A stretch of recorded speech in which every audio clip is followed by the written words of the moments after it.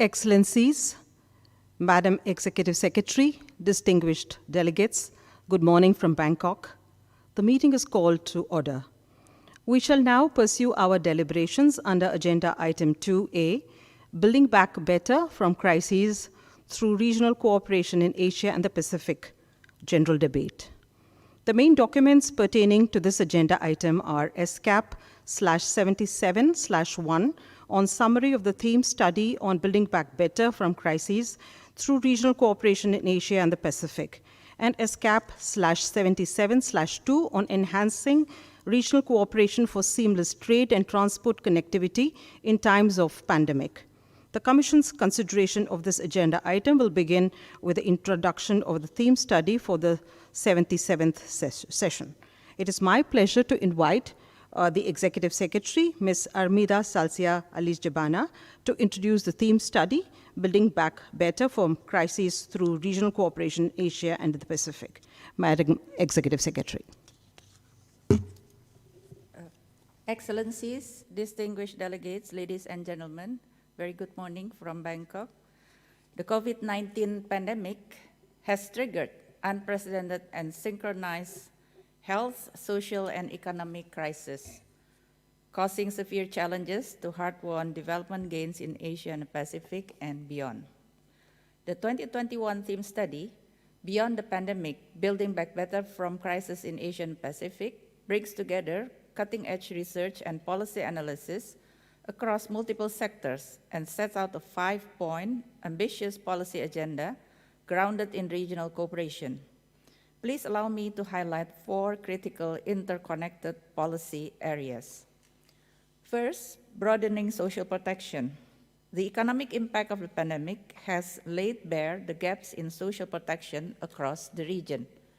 Informal workers and other vulnerable groups, including persons with disabilities, older persons, and migrants within countries, have been negatively impacted, with many being pushed back into poverty.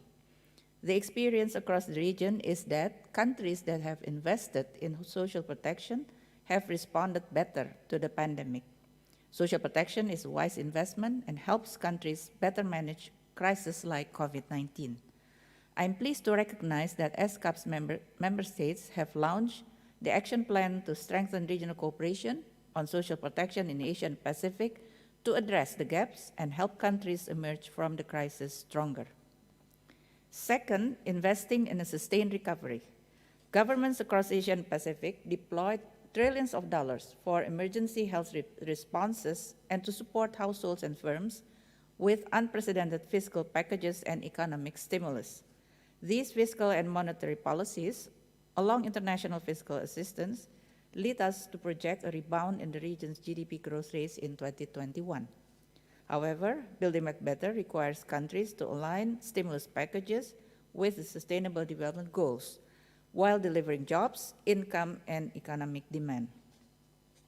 Creating the required fiscal space for financing the pandemic recovery and the SDGs requires a multi-pronged approach: public expenditure and taxation reform, removal of unnecessary subsidies, and implementing innovative bond instruments. We need to further promote international and regional cooperation to combat tax avoidance and evasion and harmful tax competition, as well as to act on debt relief, which should involve writing down debt in the poorest and most vulnerable countries. Third, keeping trade and information flowing. The pandemic has strained the region's ability to sustain international trade and ensure continuity of transport links. At the same time, it has positively highlighted the criticality of digitalization. The adoption of ad hoc restrictive measures and regulations led countries to experience policy uncertainties and temporary border closures and trade barriers. The pandemic also exposed the yawning digital divide, especially across the least developed countries and Pacific Island developing states. The good news is that coordinated regional and sub-regional approaches have largely prompted a restart to cross-border connectivity. This regional cooperation is poised to make supply chain more resilient through various measures, such as the Framework Agreement on Facilitation of Cross-Border Paperless Trade, the digitalization of regional transport networks, and sustainable freight, and the ongoing implementation of the Asia-Pacific Information Superhighway Initiative. Fourth, protecting environmental health. COVID-19 is believed to be zoonotic in origin. These types of infectious diseases are on the rise globally as human, domesticated animals, and wild animals come into more frequent contact.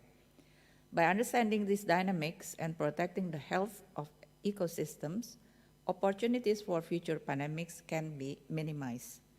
Planetary health is an analytical concept that is used to ensure the health of human civilization and the natural systems on which they depend. Ensuring planetary health requires a series of issues to be addressed, such as the unsustainable use of biodiversity, land use change, pollution, climate change, as well as weak legislation and enforcement of measures to deal with them. We need to forge regional cooperation to raise climate ambition, ensure biodiversity and ecosystem measures, and better manage the consumption of wild animals and the wildlife trade, and move toward a more circular economy. Beyond the pandemic, a 5-point policy agenda. The theme study proposes a 5-point policy agenda for the Asia-Pacific region to build back better from COVID-19. First, enhance regional cooperation, establish or mobilize existing sectoral mechanisms to help governments recover from this pandemic and plan for future crises. Second, build universal social protection along the life course, embed social protection in national development agendas, and allocate the necessary resources. Third, ensure sufficient fiscal space, reorient spending away from non-developmental areas, reform taxation to mitigate inequalities, and explore innovative financing instruments. Fourth, promote trade facilitation, digitalization and harmonization, and fully embed social and environmental concerns into global supply chain. Fifth, protect environmental health, adopt a regional agenda for planetary health, and implement the institutional, structural, economic, and behavioral changes needed to better manage human and environmental health. I look forward to your recommendations and guidance to implement the policy agenda into action to build back better in Asia and Pacific. Thank you, Chair. Thank you, Madam Executive Secretary. We will now hear from a couple of eminent speakers some reflections on the theme of the session. It is now my pleasure to invite the first keynote speaker, Ms. Helen Clark, former Prime Minister of New Zealand, former administrator of the UN Development Programme, and patron of the Helen Clark Foundation, to share her thoughts with us. Madam, you have the floor.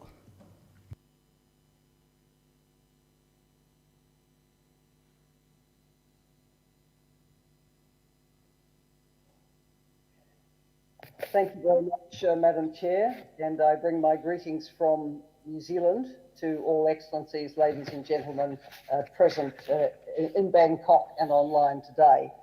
And thank you to the Executive Secretary for inviting me to make some remarks at the outset of this very important session on how to build back better from crises through regional cooperation in Asia and the Pacific. I congratulate ESCAP on the 5-point policy agenda, which the Executive Secretary has just outlined, and I fully support it. We all know that our world is living through a pandemic crisis, the likes of which we have not seen since 1918. And everyone present in this event knows only too well the toll it has taken and continues to take on human life and well-being and societies and economies.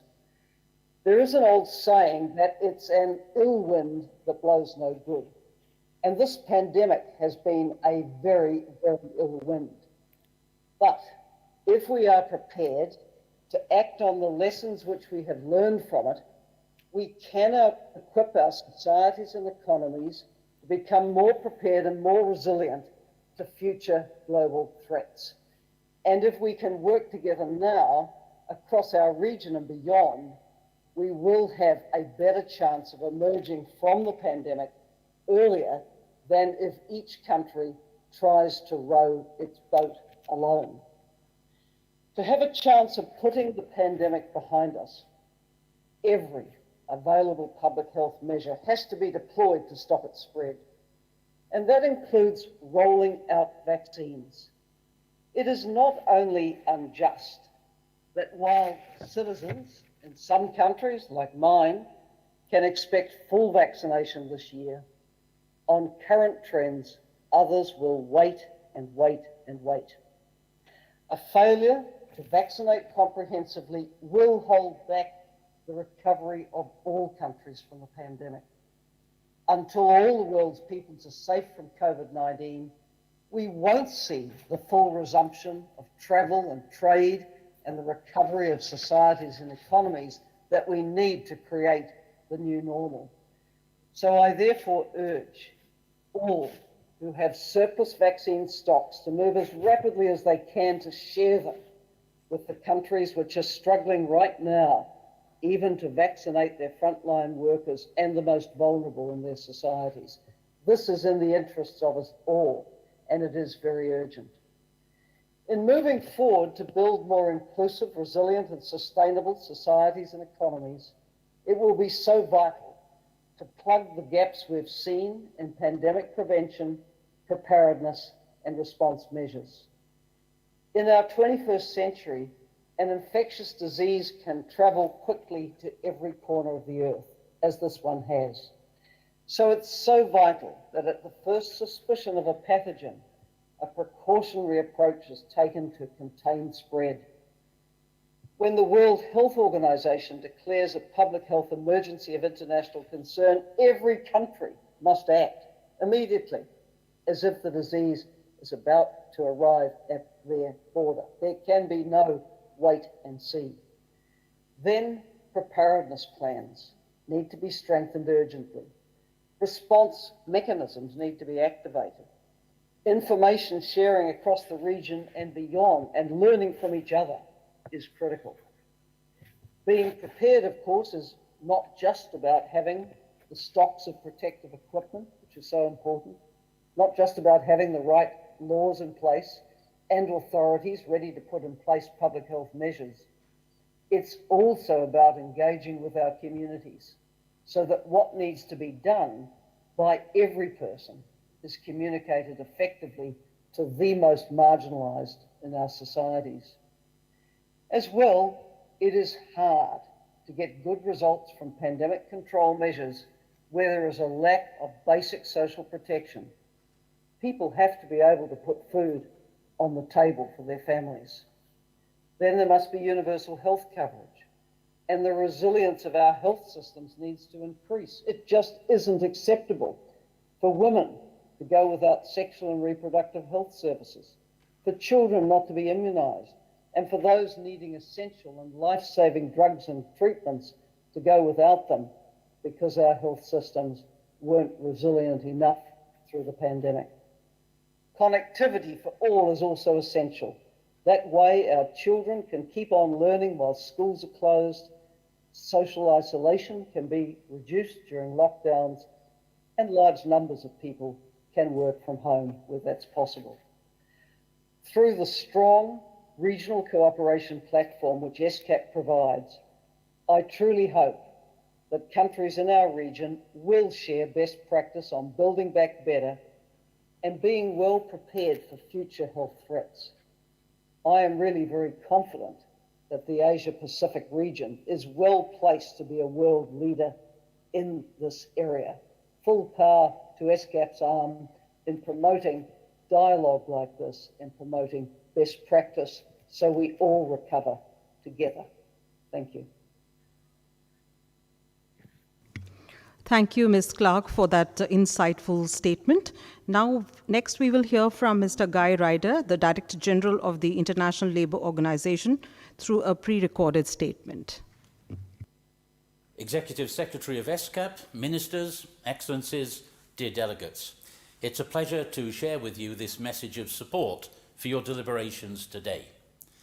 You gather at a time when the COVID-19 pandemic continues to take its toll. The human cost is great, and the pandemic has disproportionately struck the most disadvantaged and the most vulnerable. It has exposed and exacerbated pre-existing decent work deficits and increased poverty and inequality. And the pandemic's devastating economic and social consequences worldwide could have been worse were it not for the unprecedented support measures put in place by many governments. Fiscal stimulus packages, expanded social and health protection, support for jobs, incomes and enterprises. All of these have helped prevent this global health emergency from becoming a fully fledged humanitarian crisis. The ESCAP report recognises that we need to move out of this crisis to more secure foundations so that all economies and all population groups can prosper no matter what the future throws at them. This crisis has brought home the importance of social protection, not as something that is nice to have, but as part of the foundation of our societies, essential for all workers, for all households and for all businesses, in normal times and even more so in times of crisis, so that they are able to seek and to grasp opportunities, so that they can get back on their feet when crises strike, so that recovery can take root, so that economies can prosper. That is why the ILO has advocated for a social protection floor that supports all citizens. And despite some progress, Asia-Pacific countries still have a long way to go to fill their social security gaps. While some workers have access to sick leave and health services and have continued to receive a salary during this crisis, the low-paid, those working in the informal economy, indeed half of the people in the region, have no access to social protection at all, plunging them into poverty and even extreme poverty. Ladies and gentlemen, today we are truly at a crossroads. Now is the time to take the high road to a human-centred recovery that reduces decent work deficits, ramps up social protection coverage, and leaves no one behind. There is no alternative if we want to truly build back better. And let us recall that we must still address the challenges of achieving a just transition towards environmentally sustainable societies and economies, demographic transitions, and the impact of technology on the world of work. It will not be easy. It will mean shifting investment priorities, increasing domestic resource mobilization, building greater regional solidarity. And it means turning commitments into action, including to ensure universal access to social protection and systems to underpin and facilitate all of these transitions. So I urge you to place social dialogue at the core of the process, with strong participation of employers and workers' organisations. And let me finish with a word of optimism. I've witnessed the powerhouse of Asian economies and their people, their creativity, their resilience and their dynamism. It is a region with phenomenal potential. And so if the right policy decisions are made, policy decisions that are human-centred, on a solid foundation of regional solidarity and cooperation, the Asia-Pacific region can and will be the engine for positive change that is badly needed today. It can lead the world not only in economic growth, but also in putting recovery on a track that is sustainable, inclusive, and embedded in the foundations of decent work for all. It's in your hands. Thank you, Mr. Ryder, for sharing your useful thoughts. Before we move on to country deliberations on the theme topic, may I call upon the Secretary of the Commission to make some housekeeping announcements? Thank you, Madam Chair. Excellencies, distinguished delegates, please allow me to briefly remind all participants on the use of the video conferencing platform Kudo. To select the language in which you prefer to follow the meeting, please go to the Language Selector drop-down menu in the lower left-hand corner of the screen. You'll see the 4 official languages used by ESCAP, as well as the choice for International Sign Language. When you want to make an intervention, kindly click the Request to Speak button. When the chair calls upon you to take the floor, the microphone and camera icons will turn red. Please click Unmute and turn on and deliver your intervention. Do not click Release Mic until you have completed your intervention, as this will cancel your request.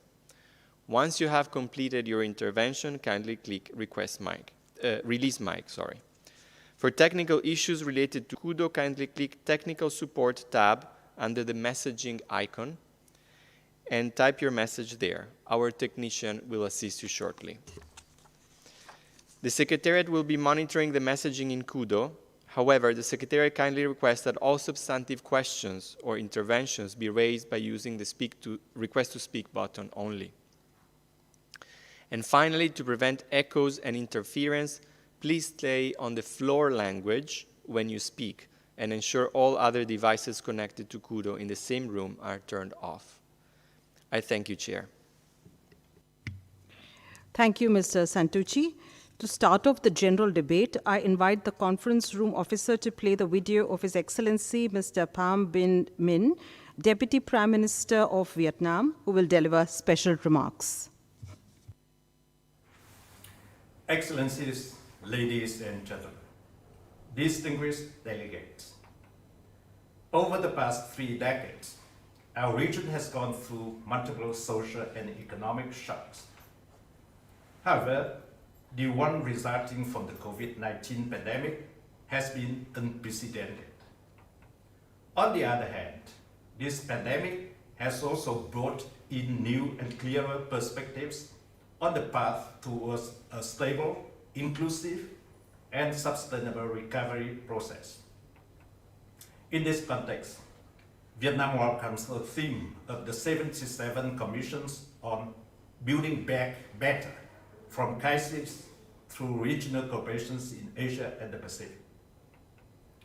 Distinguished delegates, for the past year, thanks to our national efforts and the valuable cooperations and support of the international community, Vietnam has fundamentally put the pandemic under control, ensuring social protections and security and economic growth recovery, attaining our dual goals of pandemic prevention and social economic growth and recovery.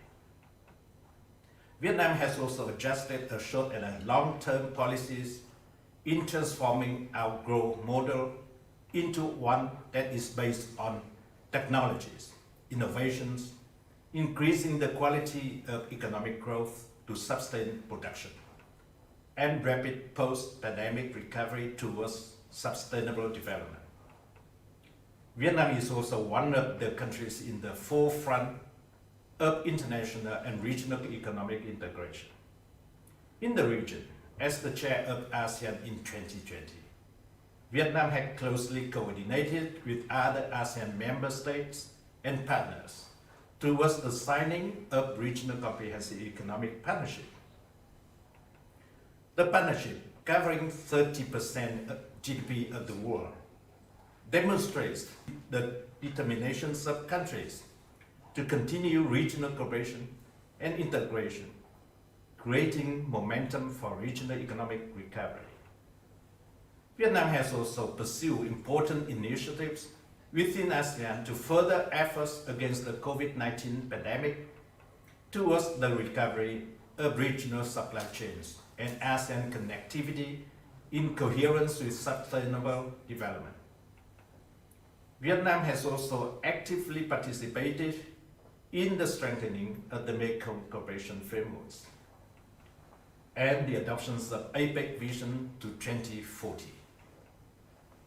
Distinguished delegates, the world is facing a critical moment when countries on one hand need to tackle the pandemic, while on the other hand need to enhance international and regional cooperation in order to make full use of all opportunities to build back and recover in a more stable, inclusive, and sustainable manner.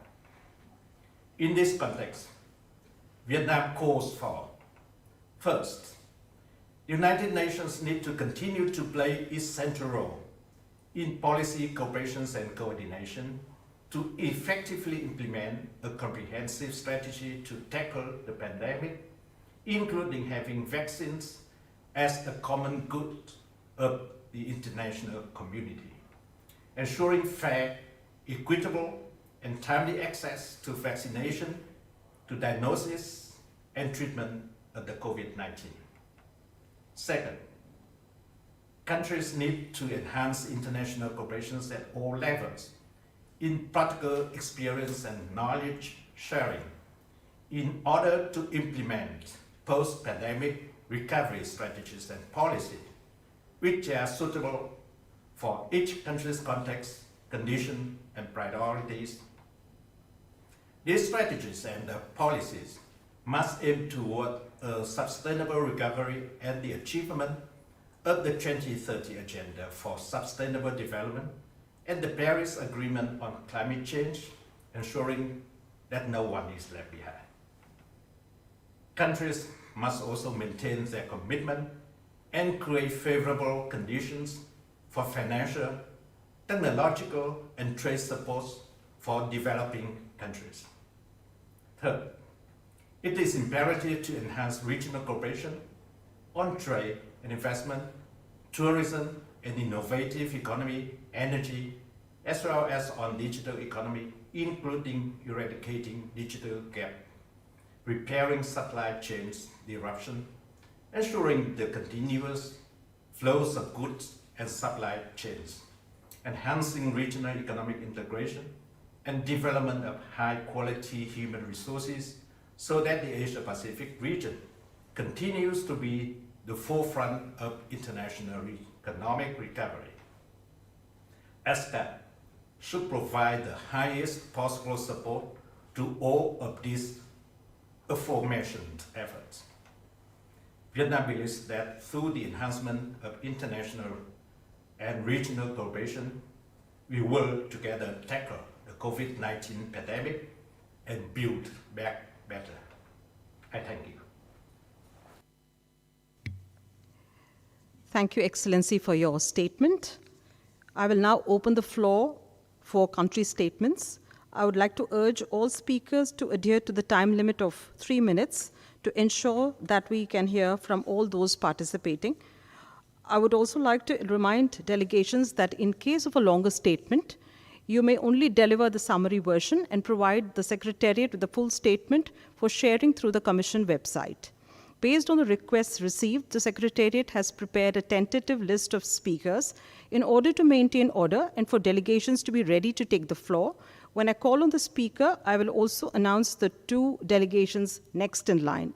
Delegations called upon to speak would need to click the Request to Speak button on Kudo. Is this clear to all delegations? If so, I now open the floor for country statements. The first speaker is His Excellency, Mr. Abdullah Shahid, the Minister of Foreign Affairs of the Maldives, and he will be followed by Mongolia and Vanuatu. Thank you, Excellency. You have the floor, sir. Distinguished Chair, Excellencies, ladies and gentlemen, a very good morning to you all. The Maldives wishes to thank the Commission for the highly informative report on the theme topic, Building Back Better from Crisis through Regional Cooperation in Asia and the Pacific. We recognize the useful recommendations presented in the report and take note of the challenges we face in building back better from COVID-19 pandemic. The year 2020 was unlike any other the Maldives has experienced. The economy of the country, largely based on tourism, came to a grinding halt due to COVID-19. The repercussions were felt in all related sectors of the economy. Redundancy, no-pay leave, or half-pay leave became a reality for a large number of people. Real GDP fell by 29.3%. Many of our development projects and our progress in achieving several SDGs had to be abruptly paused as we directed our attention to tackling the health and social crisis.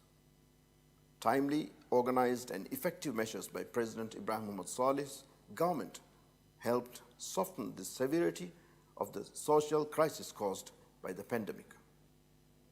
COVID-19 highlighted the plight of vulnerable segments of the population, such as undocumented migrant workers. As one of the first steps, the government helped relocate migrant workers living in congested living conditions to better housing. Free repatriation of undocumented migrants who were stuck in Maldives with no way to return home, and regularization of those who wish to continue working in the Maldives is still ongoing. Measures such as discounts on utility bills for all and income support for those who lost their jobs or had salary reduced were put in place to soften the welfare impact of the crisis. Concessional loan schemes to assist businesses and moratoriums on student and housing loan repayments were also introduced. Chairman, Excellencies, gaps in our education and health sectors were highlighted by the pandemic. The closure of schools has left a grave impact on our children, the effects of which we are unlikely to fully grasp for years to come. A significant portion of children were left without access to education due to a lack of access to functioning internet and television.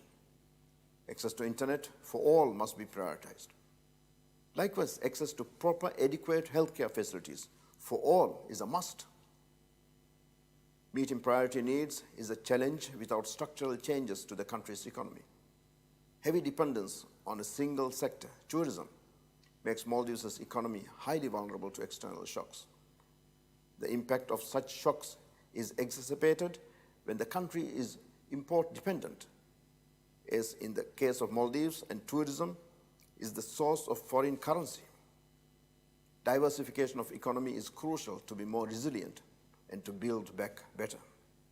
Excellencies, our efforts to tackle COVID-19 pandemic appears to be bearing fruit.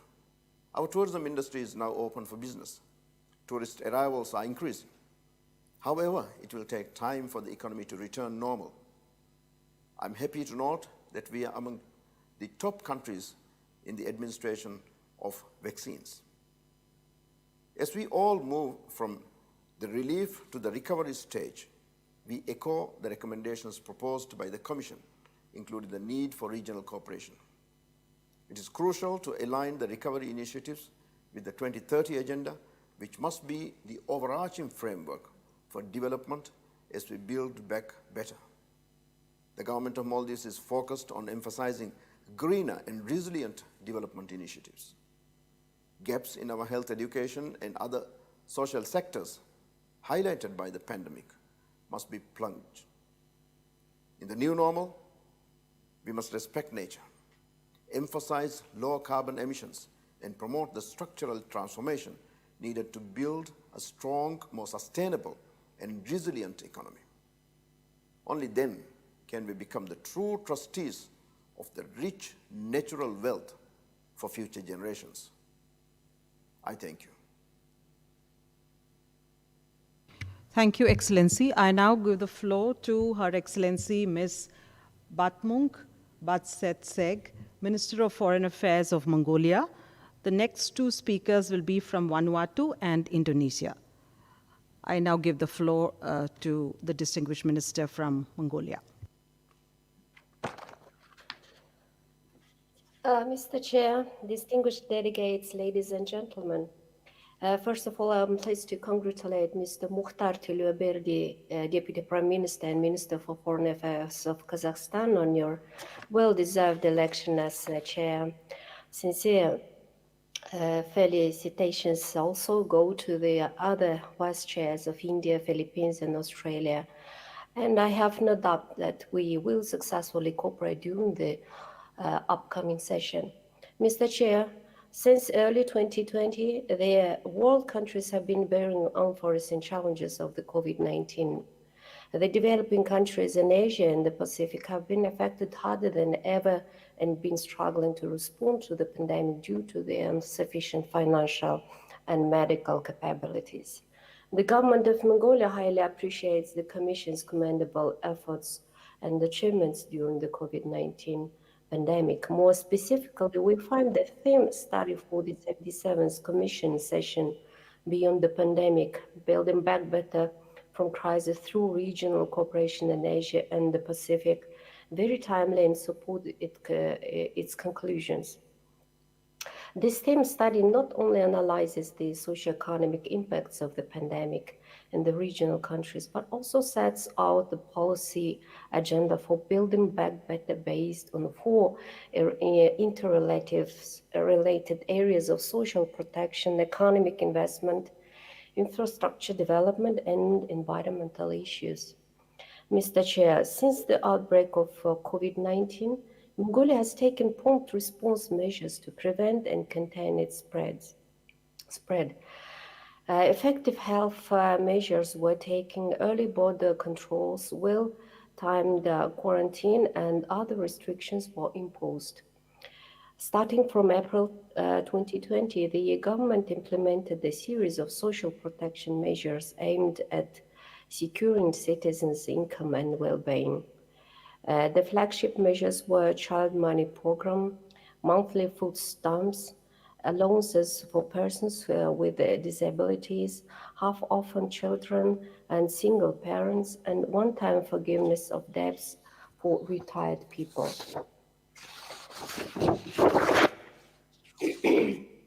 As a result of the above listed and other measures, and the theme study, Mongolia is rightly listed among high-performed countries in Asia and the Pacific, together with Japan, New Zealand, and Russian Federation, which cover more than 90% of the populations by a scheme, and their spending levels are above the global average. Moreover, the government of Mongolia aims to support youth employment, ensure stable revenues, and implement housing projects.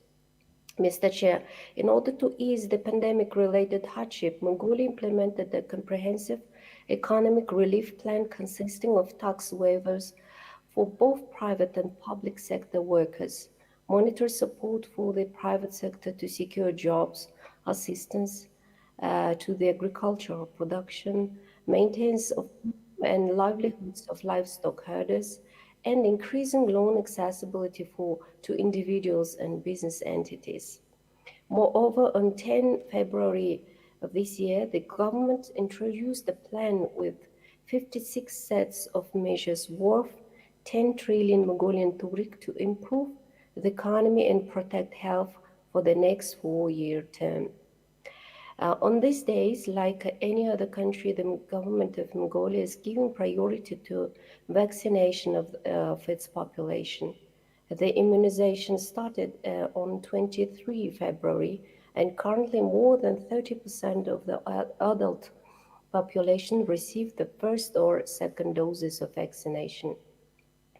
Mongolia shares views of the responsible members of the international community that vaccines should be a global public good and supports COVAX and similar initiatives.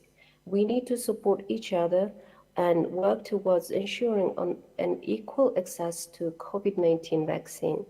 Otherwise, we cannot beat the virus and recover altogether from the pandemic. Mr. Chair, we believe that vaccination of the population will create a foundation for overcoming all pandemic-related difficulties in a short period of time. East Asian and Pacific regional economic growth is expected to accelerate from 1.2% in 2020 to 7.4% in 2021. In the case of Mongolia, the economy is expected to recover in 2021, and its growth is projected to surpass 5.2% and reach 6% in 2022 to 2024. However, any growth during and in the post-COVID period... Excellency, may I request you to wrap up your statement? Thank you. Okay, so just I have to end. Mr. Chair, Environment is a major area of development that defines regional prosperity. While pandemic and vaccination continue to demand attention, the regional policy focus should be still firmly concentrated on further implementation of SDGs. We need to continue prompt green, low carbon and climate resilience economic recovery in our respective countries and beyond. Excellencies, distinguished delegates, international cooperation is gaining a renewed importance during the COVID-19. Therefore, in conclusion, I wish to reiterate the government of Mongolia's commitment to intensified cooperation with the regional countries and multilateral organizations, and echo to call of the Executive Secretary Midali Shabana to formulate a set of policy packages that could create harmony between health and economy, and between economy and the environment. Thank you for your attention. Thank you, Madam Minister. May I now request the Honorable Mark Ati, the Minister of Foreign Affairs of Vanuatu, take the floor, and the next two speakers will be from Indonesia and Timor-Leste. Thank you. Chair of this Commission session, Madam Executive Secretary of ESCAP, Ms. Amida Salsia Ali Sabana, Your Excellencies, distinguished delegates, ladies and gentlemen. It gives me great pleasure today to deliver this statement on behalf of the government and the people of the Republic of Vanuatu.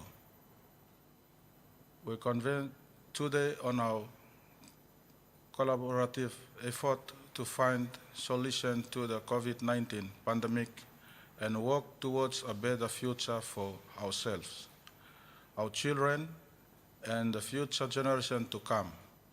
Ladies and gentlemen, in all countries, the economic shock caused by the pandemic has exposed structural weakness and fault lines, notably in health and social protection systems.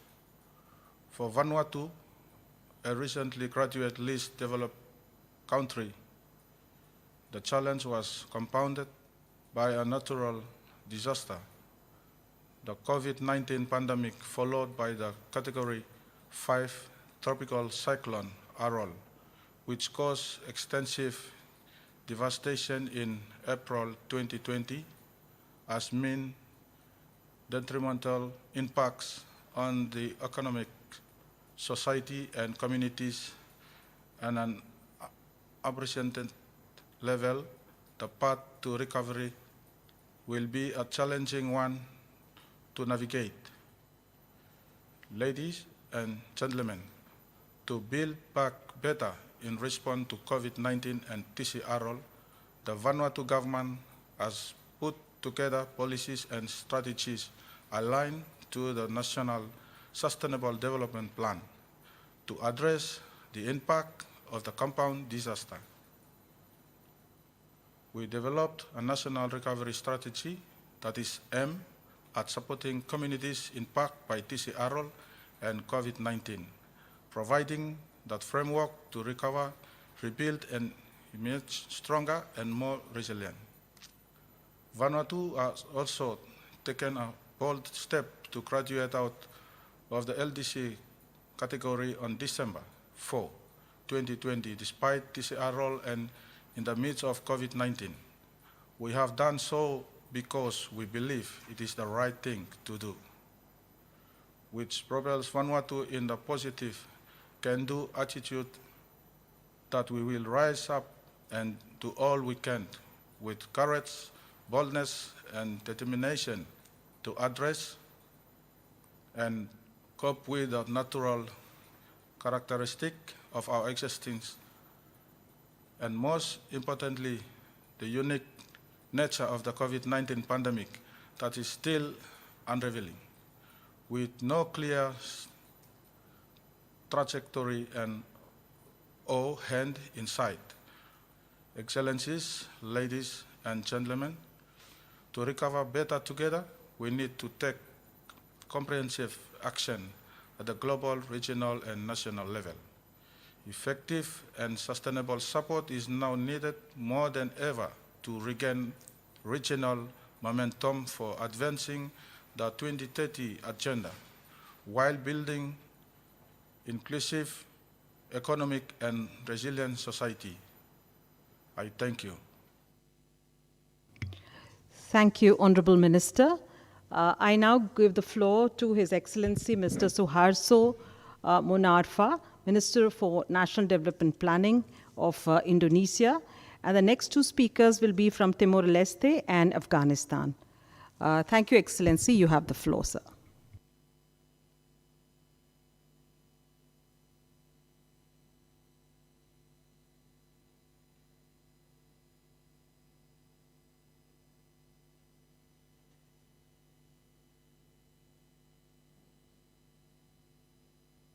Our discussion today comes at a time of great urgency. As described by ESCAP, the COVID-19 has become the worst crisis in the region since the Second World War. It has severely impacted our nation in achieving the 2030 agenda, creating unprecedented impact to our health system, economy, and livelihood. The World Bank has warned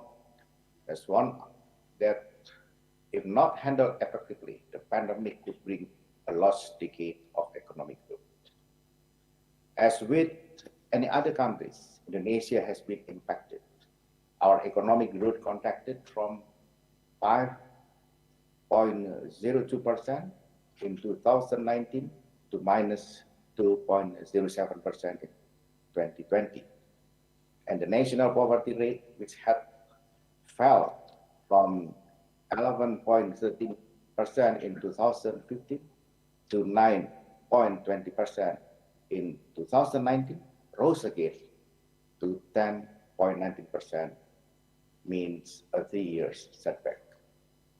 I therefore wish to echo my President's message yesterday at the opening of our meeting, that Asia and the Pacific must soon come out from the pandemic and become stronger, and that UNESCO must be able to serve as a catalyst for effective regional cooperation.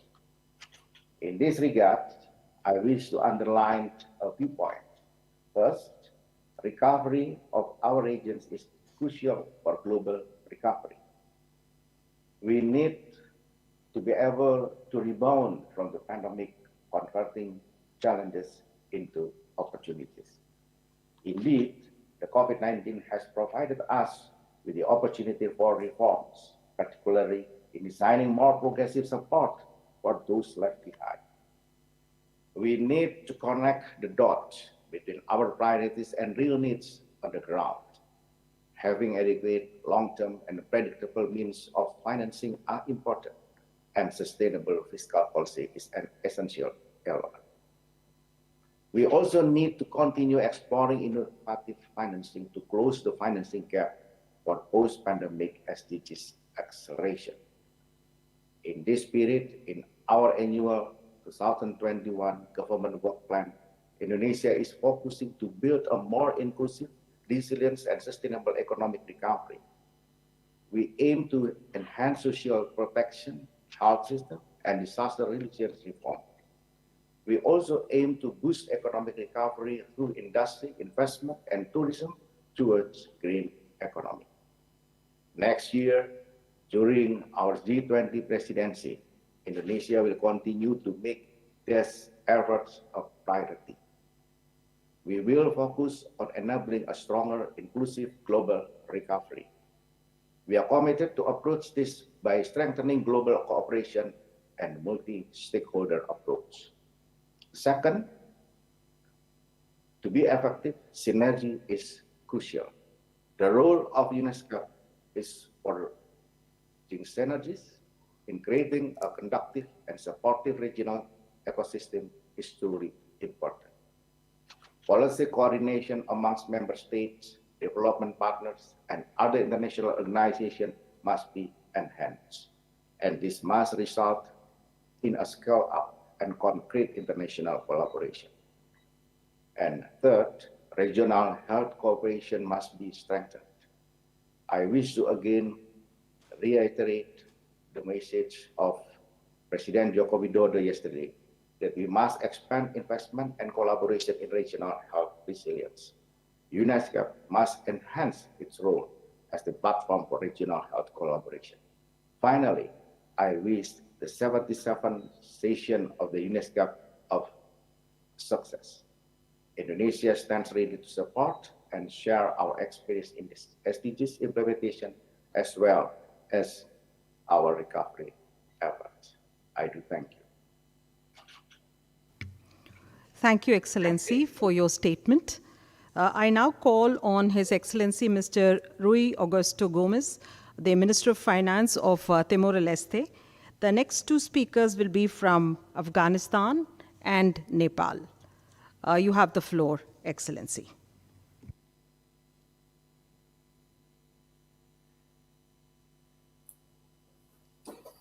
Thank you. Excellency Professor Amida Al-Shabana, the Executive Secretary of ESCAP.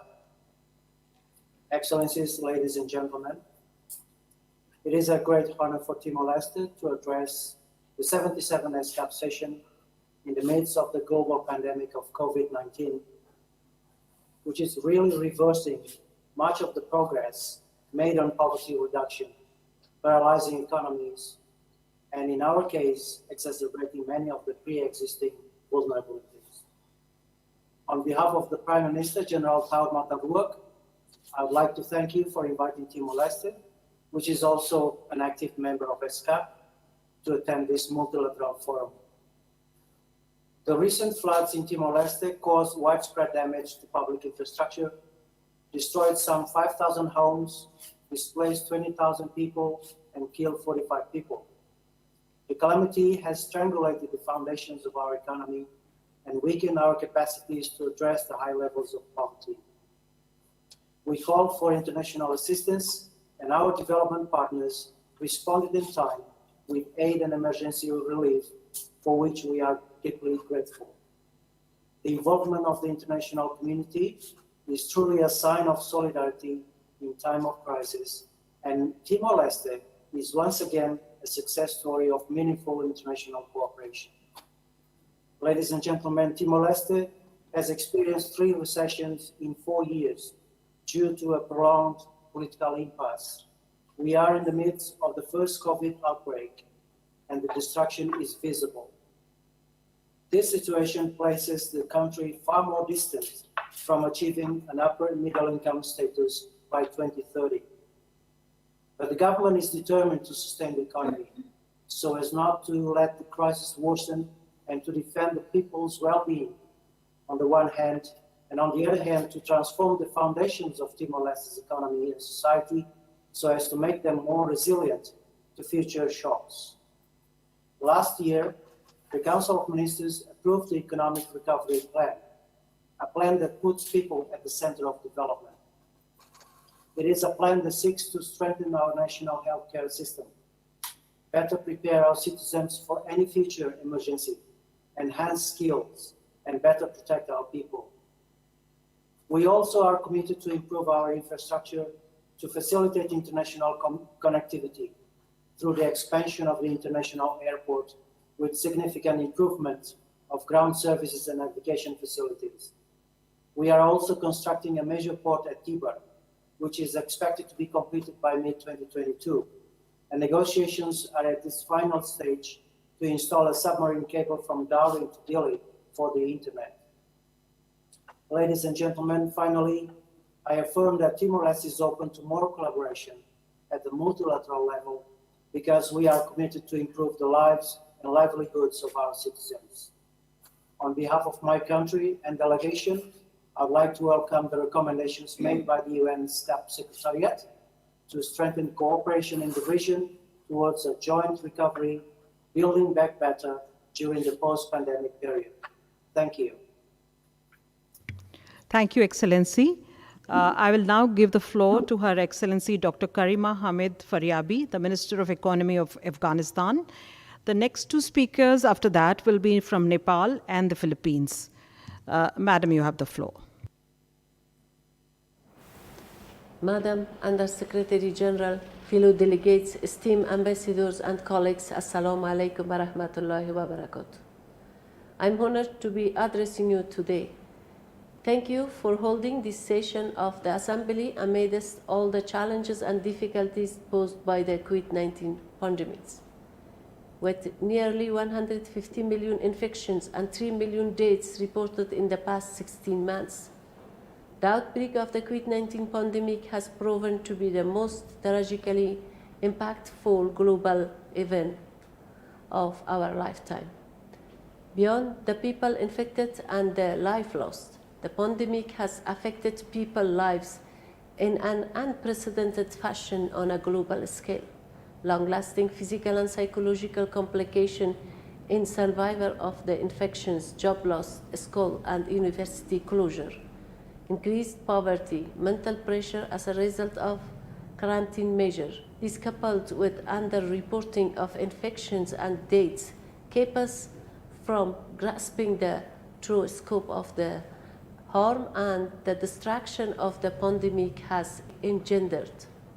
It is thus apt and important to focus the agenda of this session on way and means to understand, rebuild, and recover from adverse and tragic consequences of the pandemic. Afghanistan, like the rest of the world, has suffered greatly from COVID-19. Afghanistan students were deprived of a proper education because of poor and inequitable access to the digital technology. Afghan citizens had to face higher demand, lower supply, and increased prices for basic necessities like food, medicines, and hygiene products. And finally, as the consequence of the pandemic put a spotlight on the critical need for technology and digital connectivity.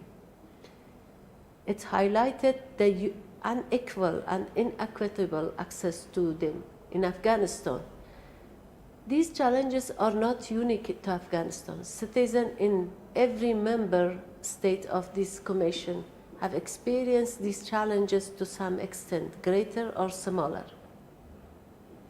Guided by the Sustainable Development Goal in order to build a better world and in order to be better prepared in the future.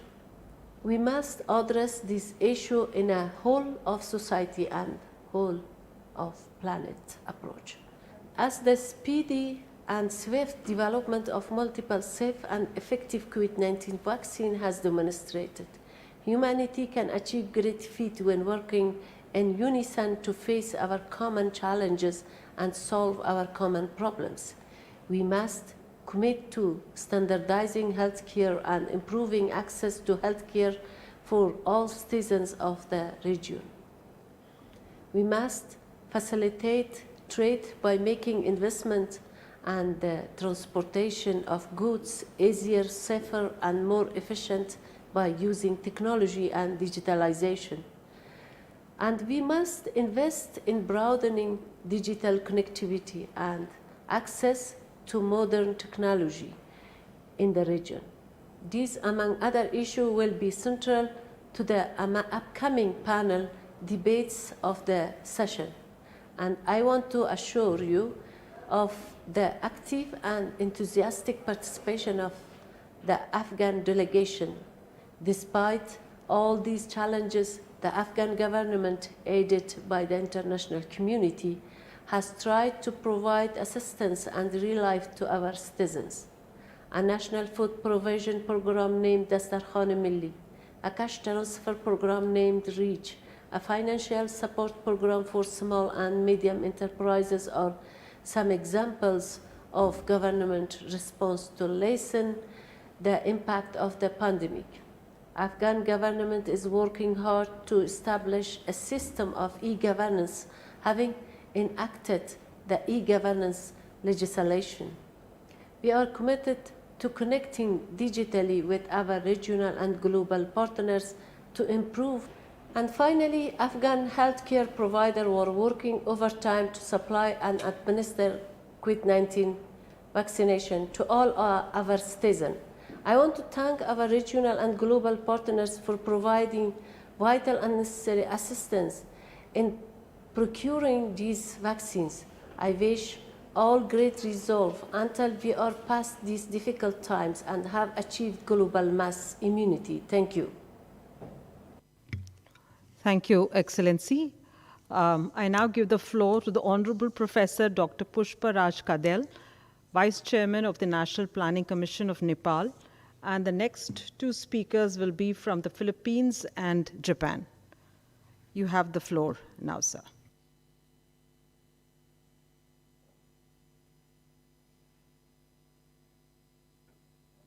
Okay.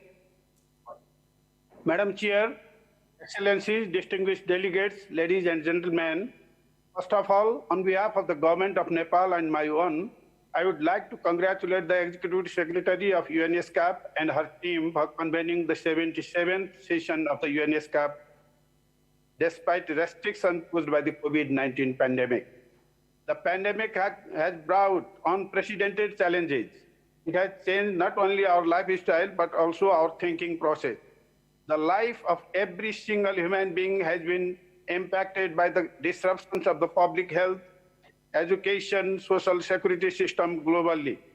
Consequently, it has further exacerbated the vulnerabilities of the poor and marginalized societies. The global economy is also unprecedentedly at the lowest ebb. Madam Chair, each sector of the economy is hit hard due to the multidimensional impacts of the pandemic. Trade, tourism, and transport are the hardest hit sectors. For education, construction, agriculture, manufacturing, supply chain, and service delivery have also been severely disrupted. Nepal's economic growth has shrunken by around 2 percentage points negative due to the pandemic. The revenue growth rate and capital expenditure had also reduced significantly. Likewise, the poverty, inequality, and unemployment rates have reversed the gains made in social development sectors in recent past, including the SDGs. The pandemic posed challenges to achieve the goal of prosperous Nepal, happy Nepali, and it may hinder the aspiration of graduating from least developed countries. Beginning from March 2020, the government of Nepal took various measures, including a nationwide lockdown, a ban on domestic and international flights, and a closure of land border crossings to contain the spread of COVID-19. The government has continued its focus on protecting people's lives, strengthening the healthcare system, and building a sustainable and resilient recovery of the economy. The government has joined hands with social organizations and social media to increase public awareness on health protocols, safety, and sanitization. Several COVID-19 related protocols and guidelines have been developed. Testing and treatment services are provided free of cost to needy people. Similarly, necessary infrastructures, human and financial resources, including medical equipment, are ensured to strengthen the health system at all levels. Moreover, PCR testing facilities are extended across the country, and many hospitals have been designated as COVID-19 hospitals. The government is moving ahead with a target of building hospitals with basic health care facilities at all local levels. It has increased health spending by providing additional insurance coverage to all frontline workers, importing additional medical supplies, and setting up quarantine centers and temporary hospitals. To address the pandemic-induced unemployment, the government has focused on creating more employment opportunities within the country, particularly in the agriculture sector. The informal sector workers who lost their jobs due to the crisis were provided with the opportunity to work in public projects. The government also provided necessary funds for the repatriation of Nepali migrant workers abroad facing serious health risks, job loss, and other legal complications. The government of Nepal has also launched the vaccination campaign from late January this year to limit the spread of COVID-19 pandemic. While we are focusing on limiting the spread of virus and the recovery of the strained economy, the second wave of the pandemic has now hit the country. The number of infections continues to rise, and restrictions on movement have been imposed by the local administration as the need may be. At present, the entire humanity is in crisis. Therefore, we need collaborative action as one world for this. We must avoid vaccine nationalism and make vaccines a truly global public good that is affordable and accessible to all. We welcome the global initiatives and measures that are taken in response to COVID-19, as well as for considering the least developed countries like Nepal and with priority. However, there is a need for an enhanced cooperation mechanism, particularly amid the surging second wave of the mutant trait of the virus. In the end, I would like to conclude by appreciating the support received from the development partners, both multilateral and bilateral, in tackling the current crisis, and look forward to receiving enhanced support in building back a better and resilient economy. I thank you all. Thank you, sir, for your statement. I now give the floor to His Excellency Mr. William Da, Secretary of the Department of Agriculture of the Philippines. The next two speakers will be from Japan and China. You have the floor, Excellency, from Philippines.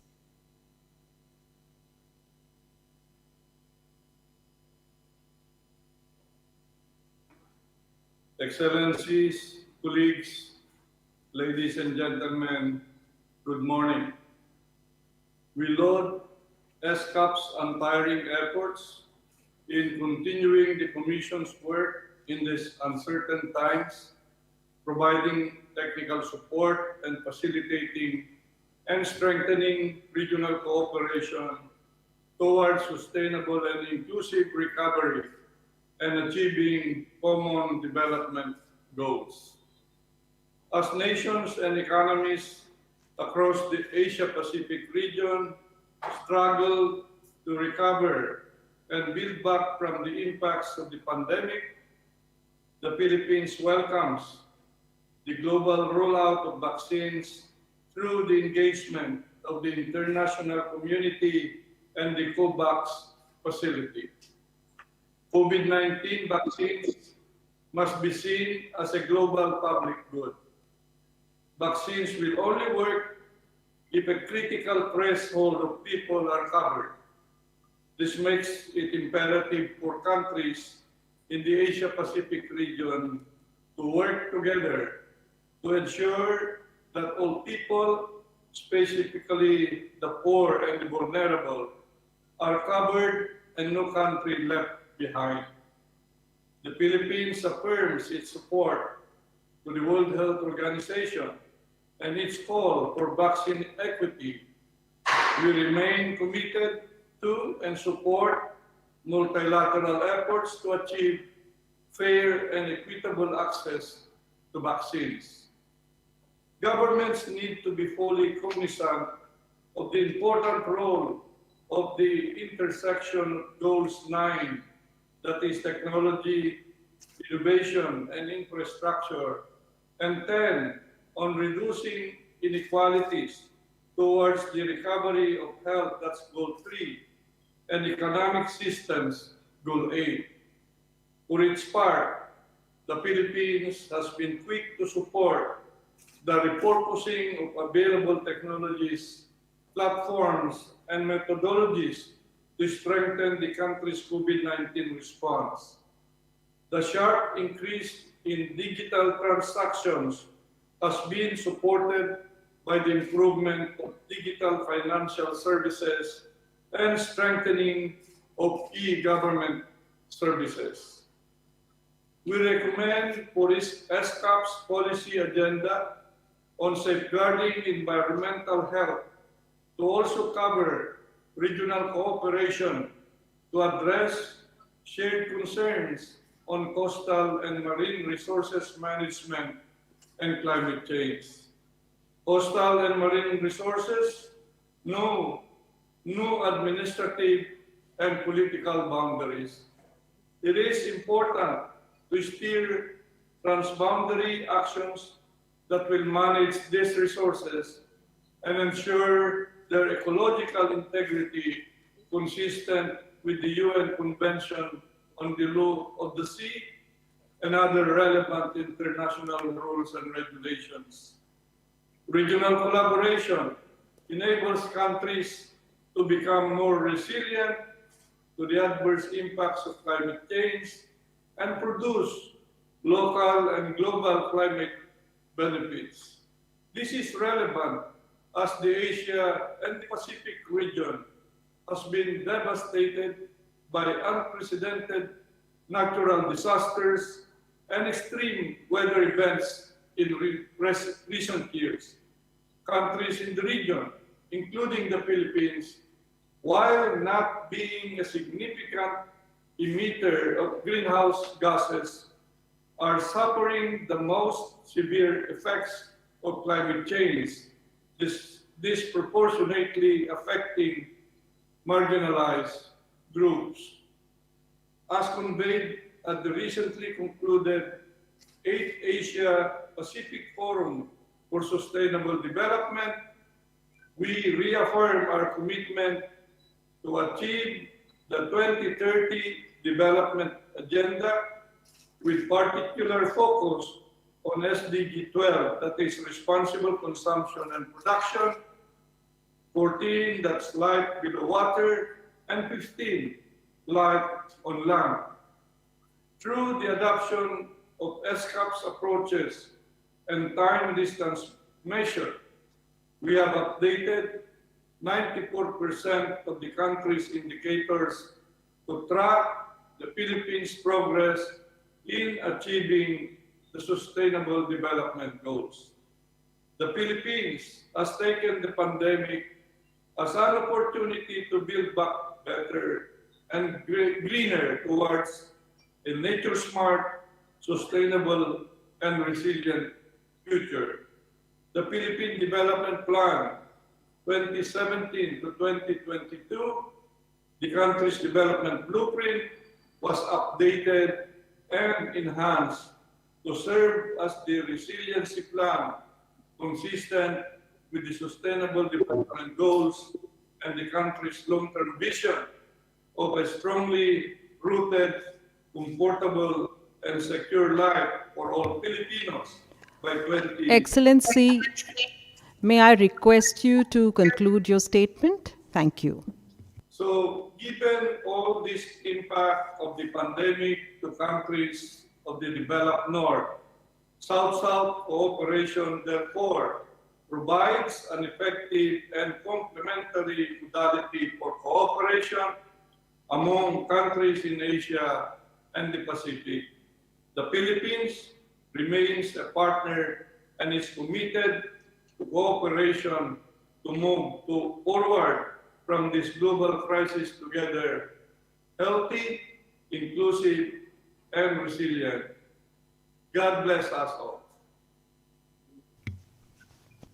Thank you, Excellency, for your statement.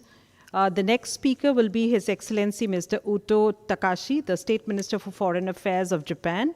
And after that, the next two speakers will be from China and Nauru. Excellency, the State Minister of Japan. You have the floor, sir. 議長、皆様、まず今次第77回総会の開催をお祝い申し上げます。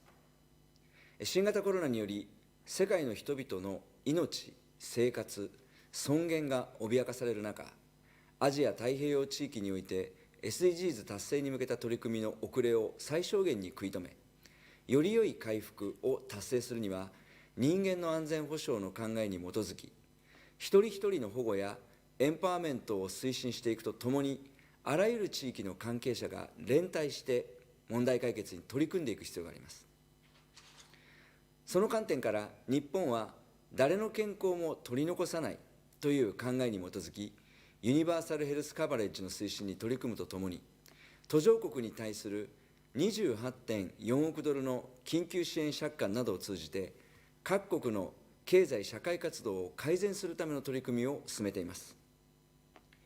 より良い回復を遂げるにあたり、グリーン社会の実現に向けた取り組みも不可欠です。日本は昨年10月、2050年までにカーボンニュートラルを目指すことを決定しました。革新的なイノベーションを活用し、積極的に温暖化対策を行うことで、産業構造や経済社会の変革をもたらし、目標達成に向けて取り組んでいきます。気候変動により、すでに我々の地域は大きな打撃を受けています。日本でも近年自然災害が増加しており、私の地元の鹿児島県では昨年7月、集中豪雨により土砂崩れや洪水の被害が出ました。国際社会が結束してこの最も緊急なグローバル課題に取り組む必要があります。防災・減災対策の重要性もより一層高まっており、日本はその知見の共有を通じて世界の強靭化に努めています。アジア太平洋地域ではESCAPも通じて障害者を包摂し、ジェンダー平等の視点も踏まえた防災事業の支援などを進めています。コロナ危機を克服し、SDGs が達成されたしなやかで強靭な経済と環境の好循環のあるポストコロナの時代を実現するために、日本は引き続きESCAPや地域の関係者と連携して取り組みを進めていきます。ご清聴ありがとうございました。Thank you, Excellency. I'll now give the floor to His Excellency Mr. Mao Zhaozhu, Vice Minister from the Ministry of Foreign Affairs of China. And after that, the next two speakers will be from Nauru and from the Lao PDR. Excellency, you have the floor, sir. 主席先生、殖民女士、女士们、先生们，我代表中国政府祝贺联合国亚太经社会第77届年会召开，感谢泰国政府和亚太经社会做出的周到安排。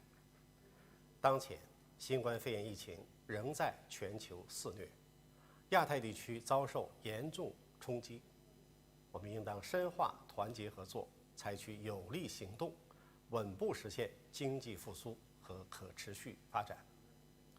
第一，践行多边主义。多边合作是解决全球性挑战的正确选择。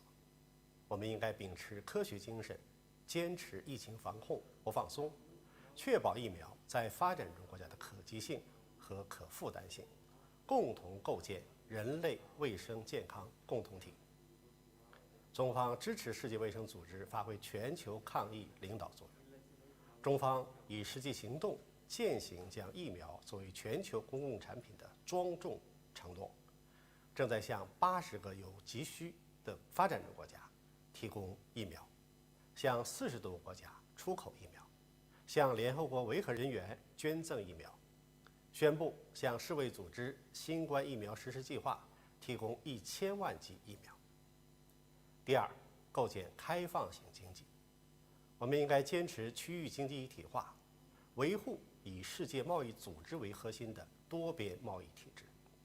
要落实好亚太贸易协定，提升贸易自由化、便利化的水平。中方率先核准 RCEP， 愿同各方推动协定早日生效实施。我们愿积极考虑加入 CPTPP， 为亚太区域经济一体化注入新的推动力。第三，深化互联互通。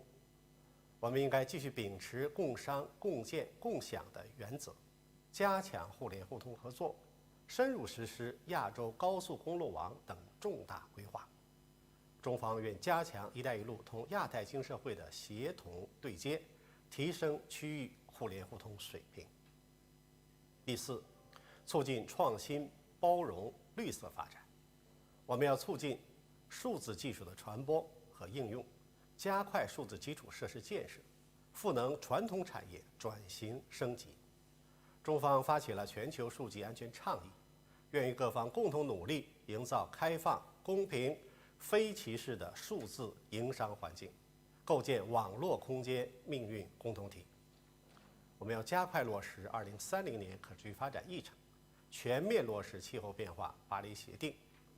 中方高度重视应对气候变化，力争2030年前实现碳排放达峰，2060年前实现碳中和。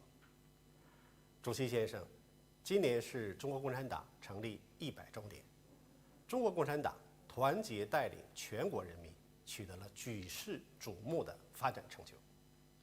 中国于2020年底取得脱贫攻坚战全面胜利，提前10年实现可持续发展减贫目标，为全球减贫事业和落实2030年可持续发展议程做出了重大贡献。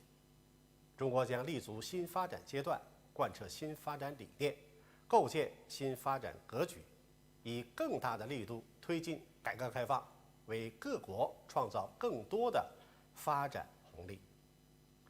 今年是中国恢复联合国合法席位50周年，中方坚定维护以联合国为核心的国际体系，坚定维护以国际法为基础的国际秩序。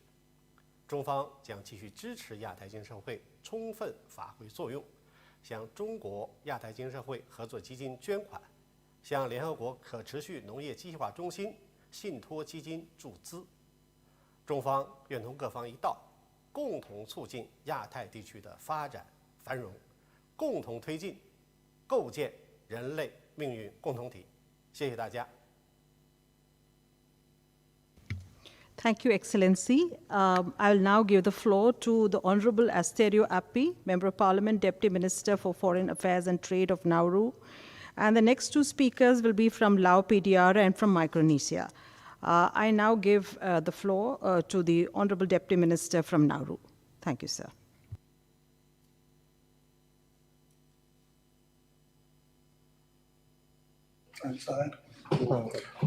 Excellencies, ladies and gentlemen, it gives me great pleasure to deliver the statement on behalf of the Republic of Nauru and to share our national perspectives on the theme of this 77th Commission session, building back better from crisis through regional cooperation in Asia and the Pacific. At the outset, I wish to take this opportunity to offer heartfelt condolences to those who have suffered great losses during these extraordinary times. Nauru has been extremely fortunate in that coronavirus pandemic has not reached our tiny island. The government of Nauru is currently rolling out the first phase of the vaccine, and I've estimated that approximately 20% of the adult population have received their first dose. It is anticipated that by July 2021, the government of Nauru will have attained full vaccine coverage. I thank our development partners for their enduring assistance and support, which has contributed significantly to Nauru's COVID-free status. Despite Nauru's COVID-free status, the impacts of the pandemic continues to resonate within our economy, society, and like other small island developing states, adversely impacting our small island development. Madam Chair, the task before us is building back better through regional cooperation with 4 interconnected areas identified. In Nauru, several national policies were put in place to address the cause of the pandemic. The Education Department amplified its digital learning programs to address gaps caused by the closure of borders and disruptions of education facilities abroad.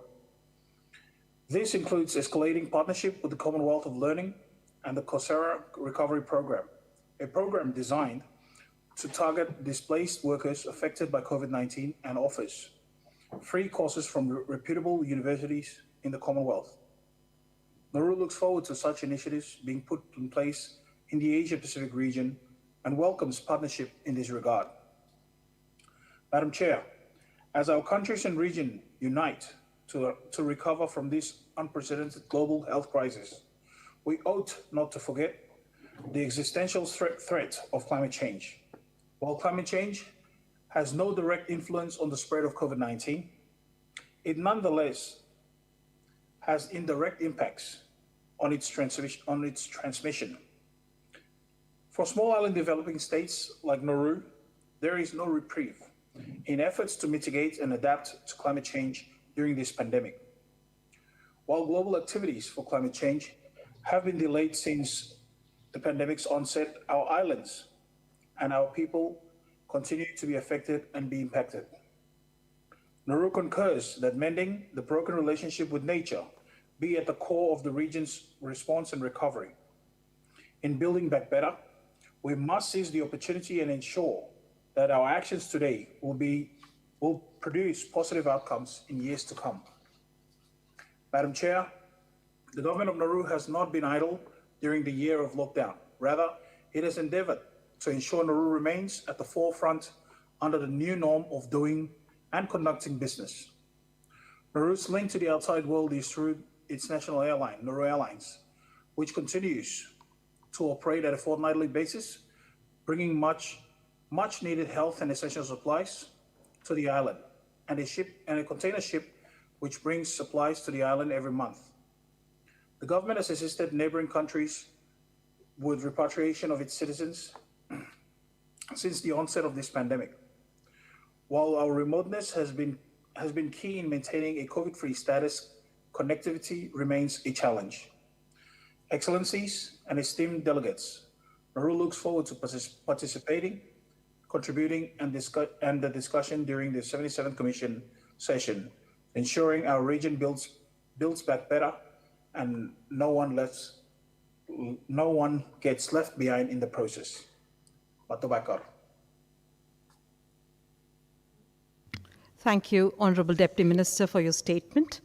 I now give the floor to His Excellency Mr. Bunlua Pandanovo, the Deputy Minister of Foreign Affairs of the Lao PDR. The next two speakers will be from Micronesia and Pakistan. You have the floor, Excellency, from Lao PDR.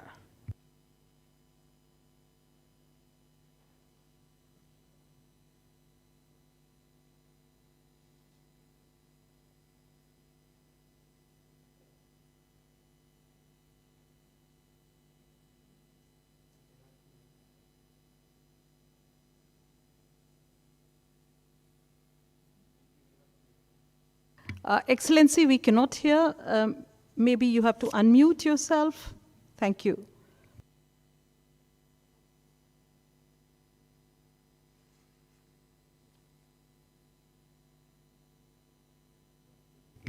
The audio is still not here.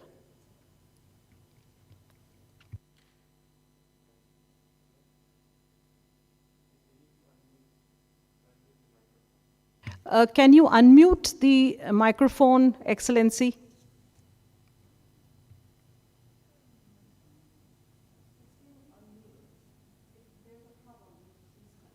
Yeah. So tell him that we need to disconnect them. We try to fix the problem. We go to the next. Excellency, there is a technical issue, so we will disconnect now and we will come back to you after a while. Thank you for... All right, I think it's resumed. Excellency, you may continue. Can you hear me? Yes, Excellency, we can. Madam Chair, Madam Executive Secretary, Excellencies, distinguished delegates. First of all, on behalf of the government of the PR, I would like to congratulate you, Madam Chair, on your election as chairperson to steer the 77th session of the Commission. It's my belief that with your extensive experience, you will be able to lead the deliberation of the session to a successful conclusion. I also wish to express my sincere thanks to the government of Thailand and the Secretariat for making this session possible amidst ongoing pandemic throughout our region.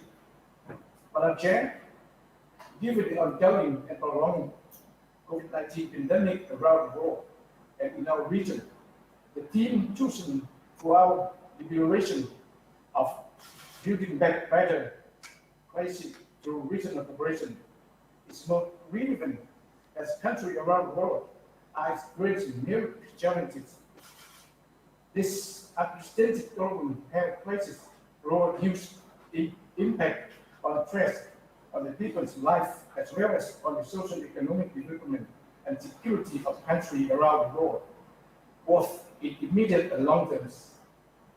Many countries in Asia and the Pacific have seriously encountered not only to contain the pandemic itself, but also mitigate the untoward consequences on social economic development and achieve the global agenda to sustainable development.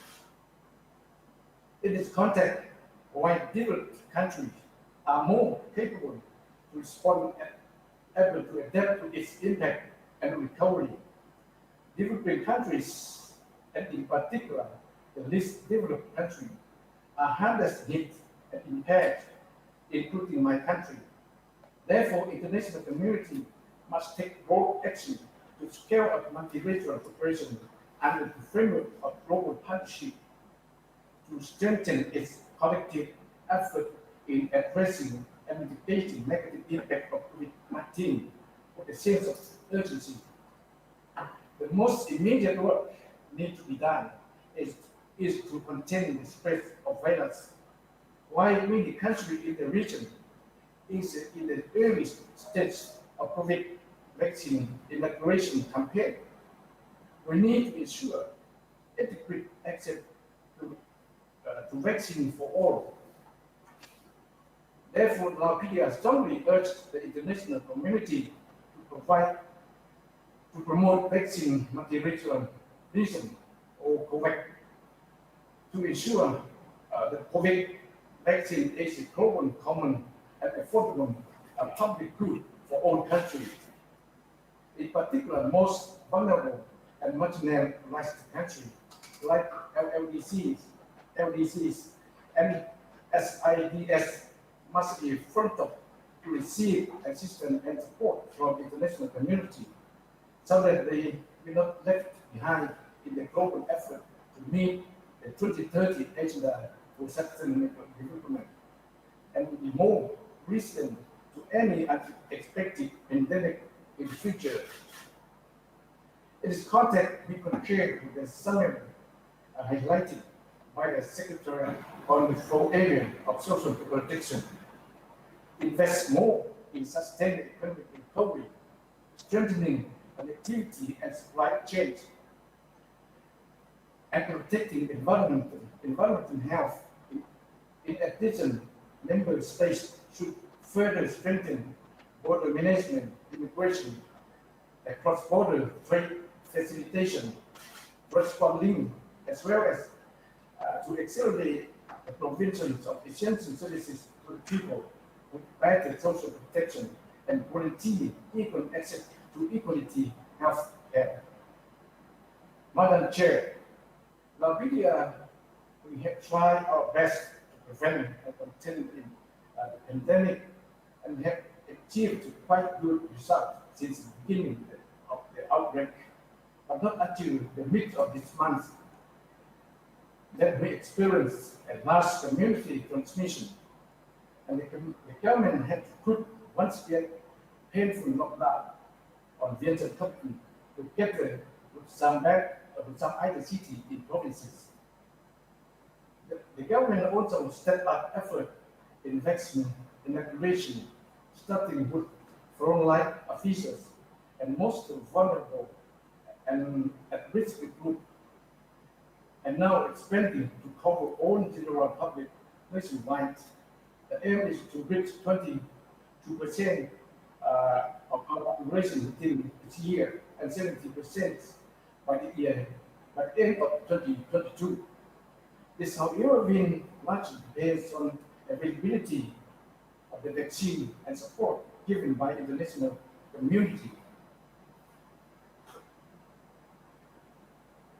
On either note, according to the triennial review of the United Nations Committee for Development Policy convinced earlier this year, Latvia has made own criteria for LDC. Excellency, may I request you to conclude?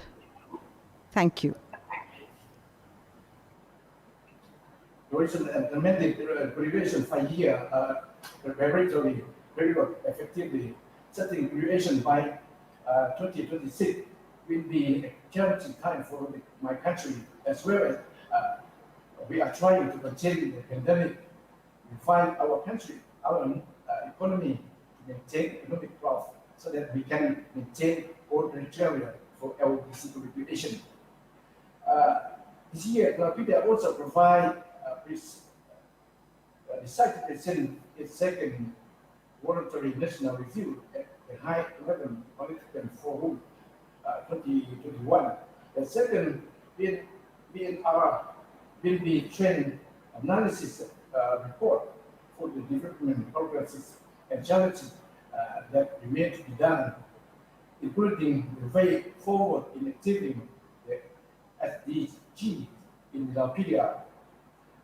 May I take this opportunity to inform that the Lao government decided to present its candidature for the destination economic social housing membership for the term 2023-2025. The Lao government would highly appreciate the valued support from member countries from Asia and the Pacific region. Madam Chair, let me conclude by reaffirming the Lapedia stand ready to work with all ESCAP state members and associate members to uphold the multilateral cooperation and to work closely with all stakeholders in order to address this global pandemic of COVID-19 and achieving the lofty goal of 2030 agenda for sustainable development. Let me also express my heartfelt thanks and gratitude to international organizations and development partners that have provided invaluable assistance and support to my country, and I hope to receive your continued support. I wish our meeting a great success. Thank you. Thank you, Excellency. May I also once again reiterate and request all speakers to adhere to the time limit in the interest of listening to everyone speak. Now I give the floor to Mr. Ricky Cantero, the Deputy Secretary of Foreign Affairs of Micronesia, and the next two speakers will be from Pakistan and from Tajikistan. I now give the floor to Mr. Ricky Cantero. You have the floor, sir.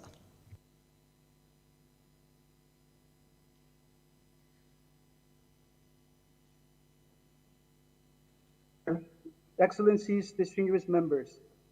At the outset, I wish to first and foremost submit sincere respect and sentiments of goodwill to all who are on this virtual platform honoring this occasion of the 77th session of the UN ESCAP.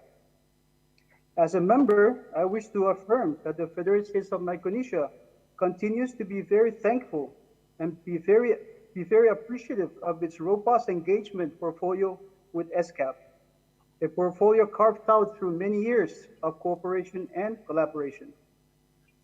Madam Chair, Excellencies, I'm quite certain that all would unanimously agree that our world has significantly changed over the past year. The unexpected emergence of the COVID-19 virus has no doubt been extremely testing for our common humanity. Its pandemic nature, established on a monumental global scale, has impacted tremendous lives and livelihood for many members of our global community of families. And these adverse impacts continues to this very moment as we speak. Thus, within this context, kindly allow me to seize this occasion to convey heavy, heartfelt condolences for the loss of precious lives of your respective peoples. In some ways, perhaps this devastating experience serves as a reminder to all of us of the vulnerabilities of mankind, or simply of how precious life really is. Madam Chair, Excellencies, I am also quite certain that many may agree that our humanity will prevail as we have done on many past occasions where our common heritage and livelihood are threatened. Thus, I am extremely encouraged by the fitting theme of our session, Building Back Better. In simple terms, this theme generally translates into the notion that we must work together if we are to recover from these existential threats, such as the COVID-19, as well as climate change. Combined together, these threats represent monumental challenges that can only be effectively addressed through a combined efforts of all nations, united as one family. From the height side of the FSM, national efforts aim to alleviate the impact of COVID-19 continues to be implemented, thus mirroring the theme of building back better. Under the leadership of His Excellency President David W. Panuelo, the country has developed debt-free activities in partnership with the Asian Development Bank to provision loans for micro-enterprise programs that carries a 2-year zero interest, and of which a minimum of 50% of such loan programs are dedicated exclusively to support women in businesses. The country has also constructed and delivered an FSM economic stimulus package that assists low-income families, persons with disabilities, and government assistance to businesses in the private sector. These are just but a few examples of national programs developed with aim for economic stimulation and thus carries the spirit of building back better. Madam Chair, Excellencies, as part and parcel of our national efforts to building back better, the FSM continues to collaborate with regional, international, and country partners to implement its international commitments and obligations as a member of the United Nations. As a direct result of such healthy and progressive engagements was the fair welcoming decision recently rendered for a United Nations multi-country office to be based in the North Pacific to provide dedicated programmatic support to the FSM, Marshall Islands, Palau, Nauru, and Kiribati. Towards this end, the FSM wished to associate itself with statements made yesterday by His Excellency President David Kapua of the Republic of the Marshall Islands and that of His Excellency President Taneti Maumau of the Republic of Kiribati, both of which supports the strengthening of the United Nations system in the northern Micronesian region. As such, we seek strong endorsement and support from ESCAP and its membership for the physical presence and representation of our ESCAP within the new UN multi-country office to be based in Pohnpei, FSM.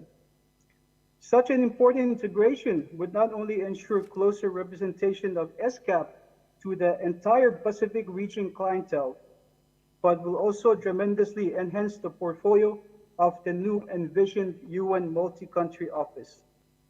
If realized, this would be yet another testimony to our collective goal to building back better. Thus, support of this proposal from our families and members of ESCAP would very much be appreciated. Madam Chair, Excellencies, our collective presence in this session signifies the importance of cooperation and partnership. To conclude, I wish to extend all nations what we seek from each: peace, friendship, cooperation, and love in our common humanity. Madam Chair, I thank you. Thank you, Excellency, for your statement. I now give the floor to His Excellency Dr. Mohammad Jahanzeb Khan, Deputy Chairman of the Planning Commission of Pakistan. And following that, the next two speakers will be from Tajikistan and from Sri Lanka.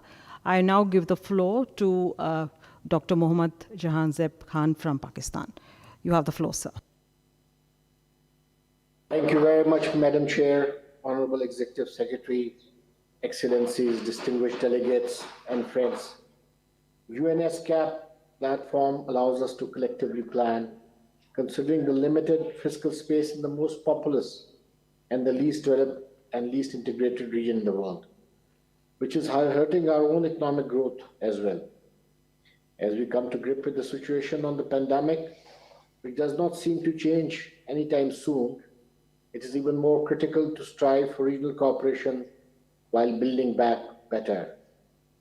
In the past 1 year, ladies and gentlemen, we have seen some exemplary national responses in the region to improve transnational movement, clearing of essential imports, duty waivers on priority supplies, expedited shipping, rapid adoption of digital technologies during the pandemic, and spawning new regional businesses. However, despite our shared challenges, we have not been able to come together at the regional level or scale up solutions that worked. Economic connectivity, should be a priority in the regional cooperation strategy because our region lags the world in inter-regional trade, which is a key building block for economic growth. Ladies and gentlemen, Madam Chair, last year in the wake of the pandemic, the government of Pakistan adopted the three-pronged policy of saving lives, saving livelihoods, and salvaging economy. While facing a tax revenue loss of almost $6 billion, Pakistan disbursed $8 billion in stimulus package for industries and also $2.5 billion as relief to the informal sector workers and poor families. This was absolutely essential to mitigate the sufferings that the pandemic brought. Through dedicated about $1.5 billion for the ESCAP Emergency Cash Program, which is our national flagship initiative for expanded social protection coverage, we covered almost 12 million most vulnerable families. Recognizing the need for sustainable stimulus package, we allocated $500 million to COVID-19 related response based on rapid health facilities assessment across 130 plus districts of the country. Ladies and gentlemen, we reached out to subject experts, to researchers, to academia, and development partners for available regional and global knowledge and for evidence-backed reform interventions. However, we need more awareness about the other successful regional practices to counter the socioeconomic fallout of the pandemic.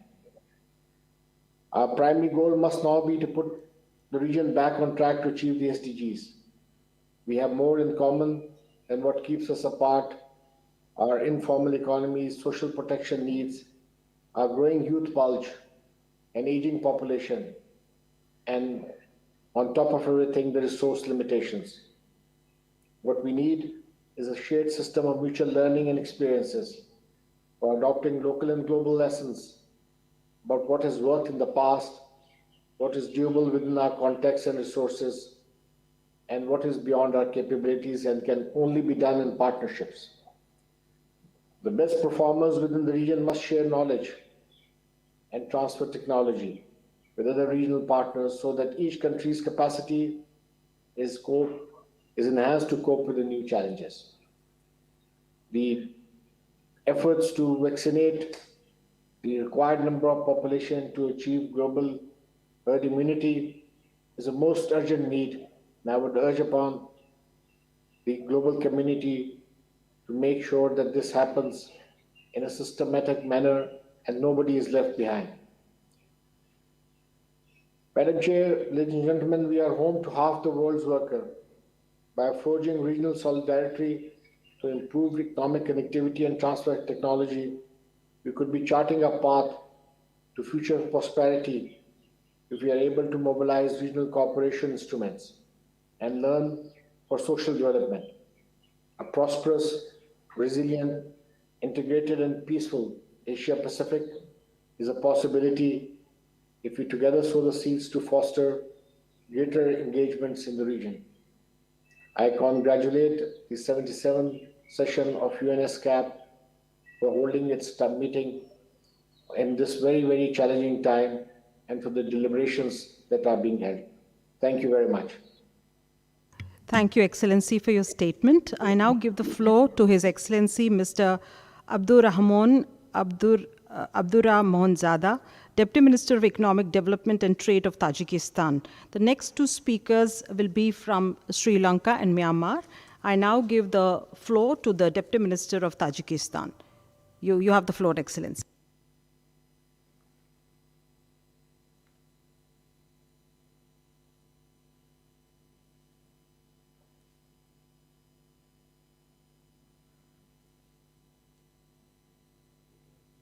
Excellency, it is not audible.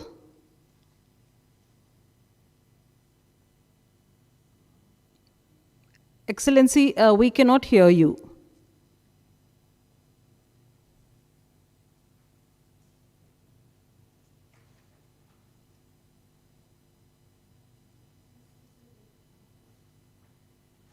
Madam Chair, Yes, now we can hear you. Dear Madam Chair, Excellencies, distinguished participants, ladies and gentlemen, on behalf of the Government of the Republic of Tajikistan, I would like to extend my gratitude to the United Nations Economic and Social Commission for Asia and Pacific and other United Nations structural organizations for fruitful cooperation and for the invitation to participate in this important event. We consider regional cooperation in Asia and Pacific highly important towards building back better from the crisis. The pandemic has negatively affected the world economy, including our national economy, public budget, foreign trade, industrial and services provider enterprises activity. We have worked in advance of global economic and financial situation in 2020. Despite the challenges we face, we have taken a number of immediate actions in close collaboration with donor community and civil society to prevent the consequences of the crisis and protect our economic security. We have revised the public budget for 2020 and introduced relevant changes in the revenue, expenditure and deficit indicators based on the declined budget revenue and need for increased funding in the social sector, particularly in the healthcare and other contingencies. Significant tax and credit relief, incentives and remedies to support the vulnerable groups of the domestic entrepreneurs have been also offered within the order of the President of the Republic of Tajikistan on June 5, 2020. We scaled up the areas under basic and secondary growing of agricultural crops by tens of thousands of hectares to protect our country's food security and increase the domestic production. To improve the social conditions of the population, we increased the size of pensions, salaries of the budget-supported organizations and institutions staff, and scholarships, salaries of the law enforcement officers and military personnel, and allowance of persons with disabilities in the need of care on September 1st, 2020. Despite the negative impact of these factors, the immediate actions undertaken by the government of the Republic of Tajikistan made it possible to ensure the stability of macroeconomic indicators and maintain positive trends in improving living standards of population. Our economy grew up by 4.5% in 2020, and the GDP reached 82.5 billion somoni. During this period, the industrial production increased. Agriculture and foreign trade also increased by 8.8% and 0.8%. It should be noted that International Monetary Fund has recognized the anti-crisis measures of the government of the Republic of Tajikistan to prevent the spread of COVID-19 as effective compared to other countries.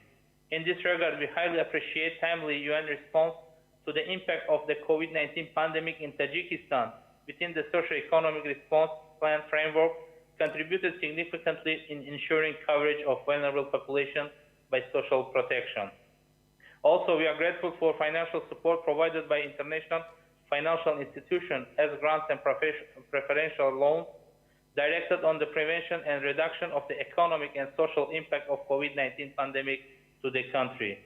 Excellencies, dear ladies and gentlemen, the government of the Republic of Tajikistan committed to continue collaboration toward building back better from the crisis, paying much attention on ensuring sustainable development agenda, including SDGs. It should be noted that the Republic of Tajikistan, as one of the pilot countries, presented its national progress report on SDG at the United Nations headquarters. According to the rapid integrated assessment, 78% of the SDGs targets are reflected in the National Development Strategy for the period up to 2030. Also, the Republic of Tajikistan has ratified Paris Agreement and set ambitious clean energy goals, including coal phase-out policies and renewable energy and energy efficient targets. Tajikistan is already quite green because 99.6% of generated electricity is hydro, renewable, and green energy. To ensure the further SDGs implementation, a dedicated and sustainable multi-stakeholder dialogue platform has been established to address specifically SDG financial concerns. The strategy documents will enable stakeholders to further discuss the socio-economic implication of COVID-19 in the context of achieving the national SDG targets and agree on the meaningful policy response. The country preparedness and response plan and other mitigation measures implemented by the government would require to be assessed with the implementation of the National Development Strategy to determine the availability of achieving SDG targets in the context of the post-pandemic recovery. We are convinced that in order to prevent the elimination and consequences of COVID-19, countries cannot be active individually, and concerning to get out from this sensitive period of crisis, the joint integration and regional cooperation is utmost important.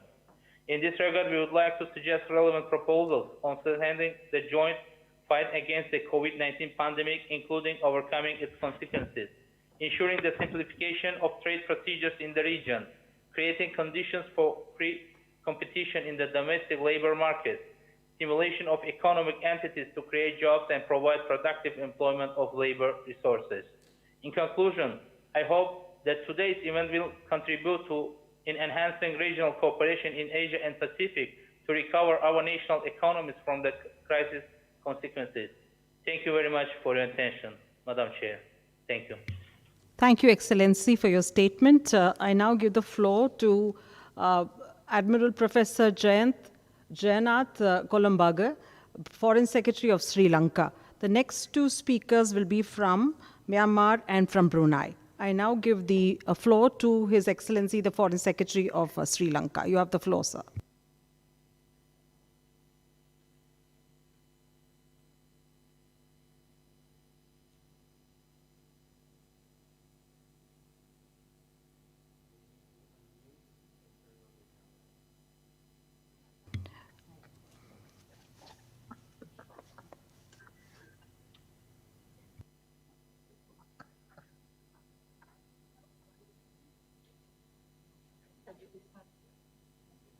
You may start now, Excellency. You may speak now. Okay, good morning, good afternoon, wherever you are, good evening. The Chairperson, Her Excellency Amida Salaish, Executive Secretary, Excellencies, once again, good morning. Ayubowan from Sri Lanka. It is with great pleasure that I address the 77th session of the United Nations Economic and Social Commission for Asia and the Pacific on the theme, Building Back Better from Crisis through Regional Cooperation in Asia and the Pacific. It is only apt that we deliberate on the subject given that the COVID-19 pandemic has affected almost every country, some severely. And therefore, at the outset, reaffirming its commitment to international cooperation, Sri Lanka is co-sponsoring the resolution put forward by Thailand on the theme and support all efforts of member states.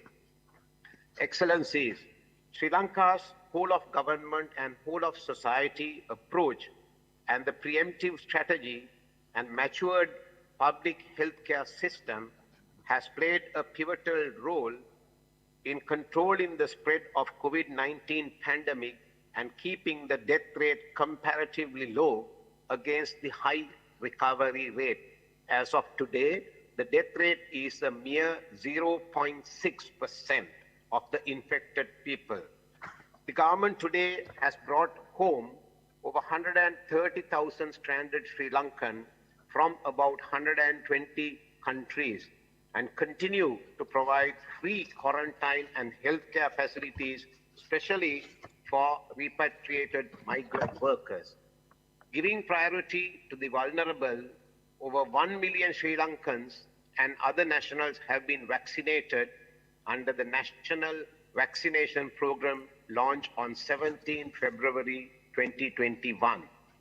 To keep the supply chain moving, Sri Lankan export sector continues to function. The seaports and the airports continue to be open for movement of cargo. Since the opening of country for tourism on 19 January 2021, over 10,000 international tourists have visited the country under the Safe and Secure Travel Bubble program.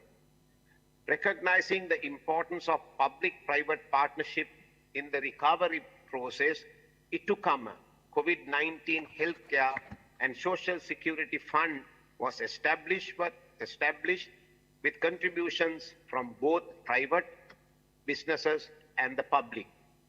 Further, the government took immediate measures to promote resilience, building an inclusive recovery from the pandemic. This includes financial support for households, businesses, and numerous grace periods for payment of several taxes and refinancing to provide low-cost credit.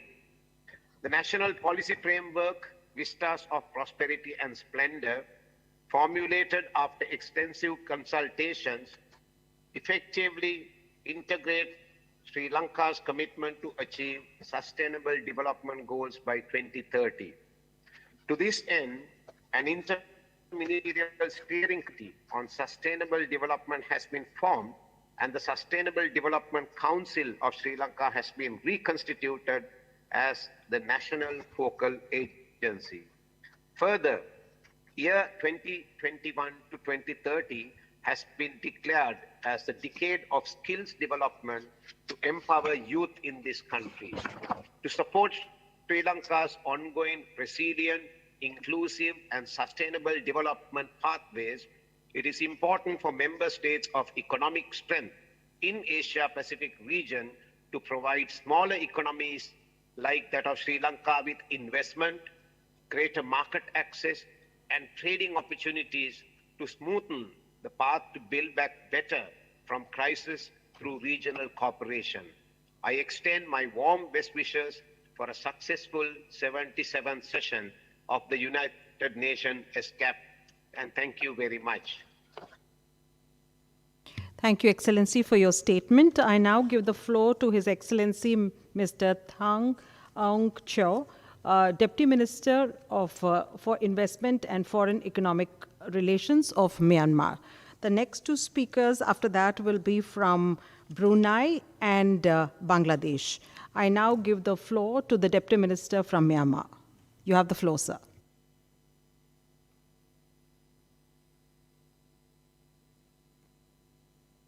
Government for hosting this important event. Excellency, distinguished delegates, ladies and gentlemen, it is a great pleasure and honor for me to deliver this country statement on behalf of the Government of the Republic of the Union of Myanmar on the occasion of this 77th session of Economic and Social Commission for Asia and the Pacific. Myanmar fully recognizes the important contribution of ESCAP towards the achievement of the 2030 Agenda for Sustainable Development. Excellency, distinguished delegate, with regard to the COVID-19 pandemic, Myanmar is undertaking the two-pronged approach, performing the preventive and control measure and facilitating access to the remedy for the economy damaged by global pandemic. The government has responded to the crisis through the COVID-19 National Fund by implementing the COVID-19 Economic Relief Plan we call CERP, which incorporates measures for relief and resilience recovery. Now, we are developing the Midterm Recovery Plan we call Myanmar Economic Recovery Plan, MERP, which focuses on reforming in 5 areas such as rules and regulation, financial reform, tax reform, and trade and digital economy. In response to COVID-19 pandemic, the government has mobilized over 4 trillion Myanmar kyats. This is equivalent to 3.4% of our GDP as the fiscal stimulus package. Myanmar, as an ASEAN member state, is closely cooperating for the timely implementation of ASEAN Comprehensive Recovery Framework, ACRF. This initiative is a consolidated strategy for ASEAN to emerge more resilient and stronger from the COVID-19 crisis. Regarding the Myanmar participation of the Regional Comprehensive Economic Partnership, RCEP, this is one of the largest FTA in the world. Now we are finalizing our ratification process. We expect to send the instrument of ratification to the other signatory states in the early May of this year. Excellencies, distinguished delegates, the State Administrating Council SAC, has declared the state of emergency for the country and taken over the state duty on 1st February 2021 in accordance with the state constitution 2008. Despite the rapidly evolving political context, Myanmar reiterates our commitment to honoring existing bilateral and multilateral cooperation agreements and other international obligations based on the principle of inclusive and leaving no one behind. The State Administration Council has already declared the continuation of repatriation process for the displaced person in Bangladesh in accord with the bilateral agreement between our two countries. The government will continue to implement the commitment as agreed in the regional and sub-regional economic integration, such as ASEAN, GMS, Regional Comprehensive Economic Partnership, RCEP, and to participate in the UN regional program, such as UNSP, ESCAP, and the South-South Cooperation Program. We strongly believe that in successive relationship and support of all development partners, including UN and international organizations, is substantial for our country in order to achieve our successful implementation of not only SDG goal, but also for our national agenda of MSDP, CRP, and MERP. In conclusion, Myanmar called for continuation of all development activity in Myanmar, particularly on the area of humanitarian assistance, health, education, rural development, gender equality, and infrastructure development without any delay. Thank you for your attention. Thank you for your statement, Excellency. I now give the floor to Pengiran Haja Siti Nirmala Binti Pengiran Haji Muhammad, Permanent Secretary from Brunei. After that, the next two speakers will be from Bangladesh and Thailand. I now give the floor to the Permanent Secretary from Brunei. You have the floor, Madam.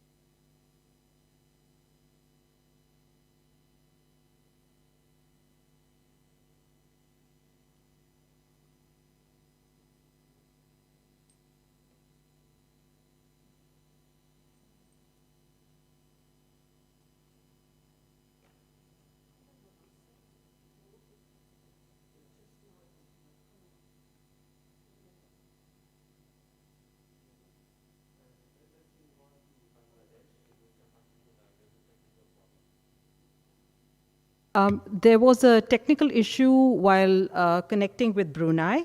So we are now going to give the floor to Ms. Fatima Yasmin, Secretary, Economic Relations Division of Bangladesh.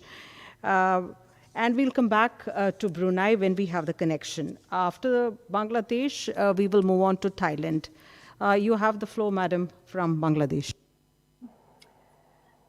Madam Chair, Excellencies, ladies and gentlemen, Assalamu alaikum and a very good afternoon to you all.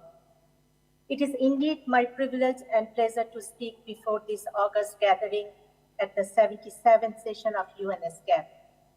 This event is highly timely and taking place at the time when we need closer and more effective regional cooperation in the world decimated by the COVID-19 pandemic. Excellencies, over the last 12 years, Bangladesh has made significant strides in all socio-economic indicators.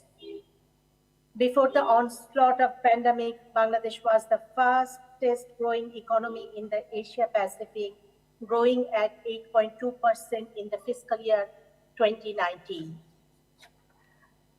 The COVID-19 pandemic has hit us tremendously, as in many other countries.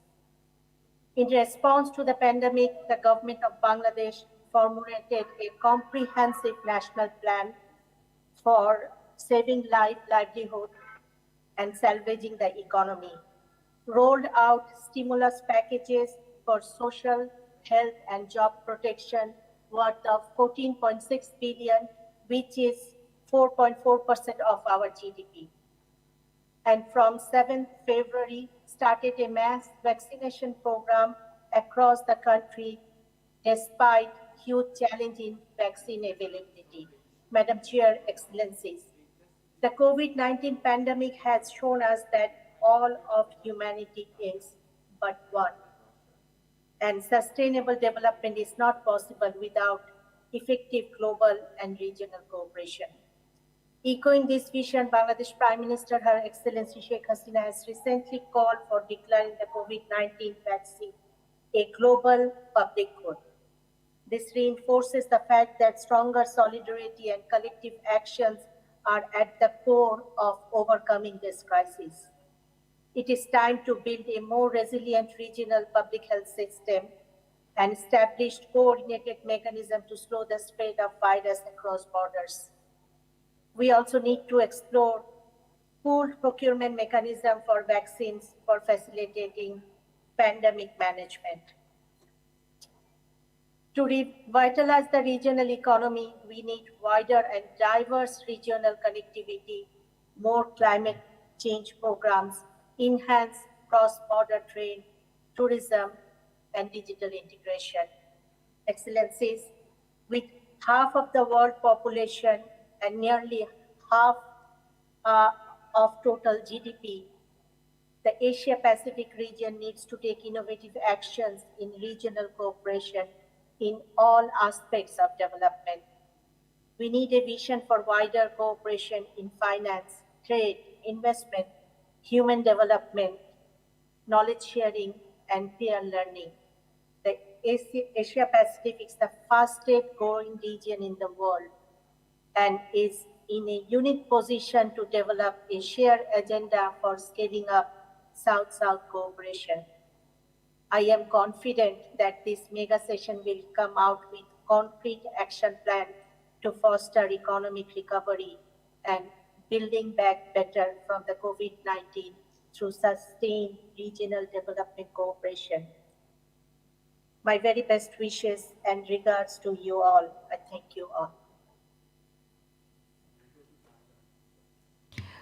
Thank you very much for your statement. We now move on to Mr. Nadawat Krishnamra, Permanent Representative of Thailand to ESCAP and the DG for International Organizations in the Ministry of Foreign Affairs. PR of Thailand, you have the floor, Excellency. Thank you, Madam Vice Chair. Madam Executive Secretary, Excellencies, distinguished delegates. COVID-19 has exacerbated our world's vulnerabilities and inequalities within and among countries. Yet we believe that with collective resolve, we will ultimately overcome this threat. Thailand would like to share a few thoughts on the way forward. First, Thailand strongly believes that to recover and build back better from COVID-19, we must stay on course and intensify efforts in achieving the 2030 agenda. This means cooperation with and assistance to nations and all stakeholders to get back on track on the SDGs during this decade of action and delivery. Indeed, it is easier said than done. Thailand's 5-year review of the SDGs has indicated that while we have made good overall progress, some goals and targets have faced constraints due to the pandemic. Yet the silver lining has been an impetus for meaningful change. COVID-19 has compelled us to step back and re-examine our inextricable relationship with nature and the environment.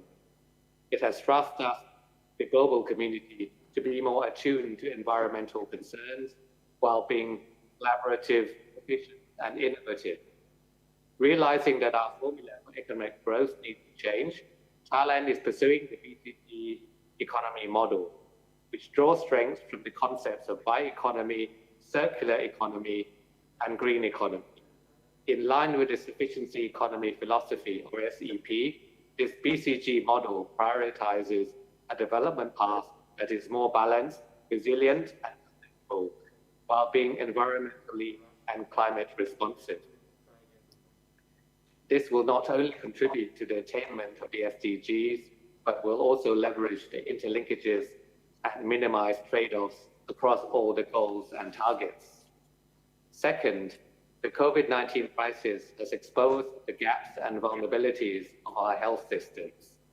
The economic impacts of the pandemic further hinder the abilities of many who are already in vulnerable situations to receive quality health treatments and highlight the importance of social protection measures. Thailand strongly believes that universal health coverage, or UHC, is key to building health resilience and to responding effectively to future health crises. It helps ensure inclusive access to health services amongst all groups.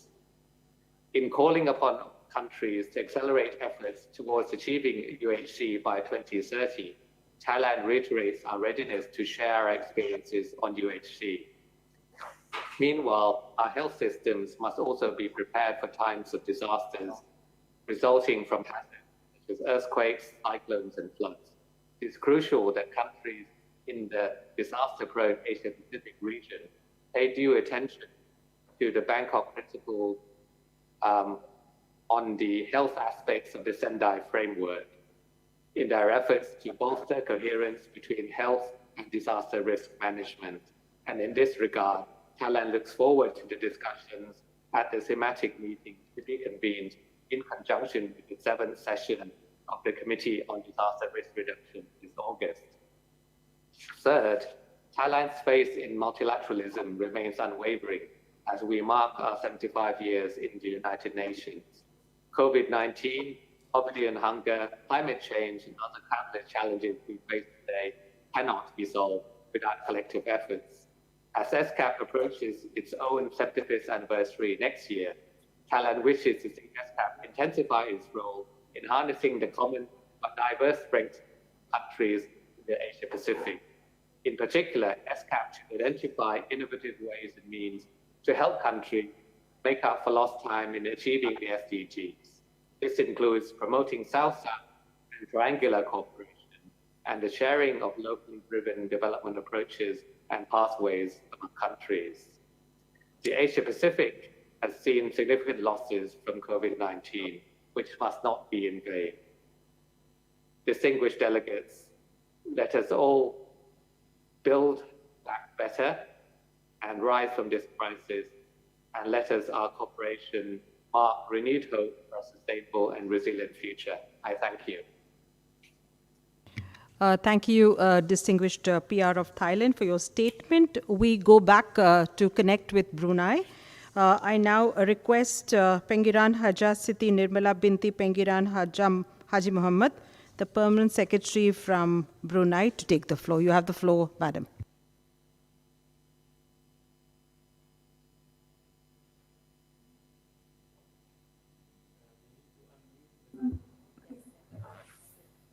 Thank you very much. My apology for the technical error. May I first seek confirmation whether you can hear me? Yes, we can hear you clearly. Please go on, Excellency.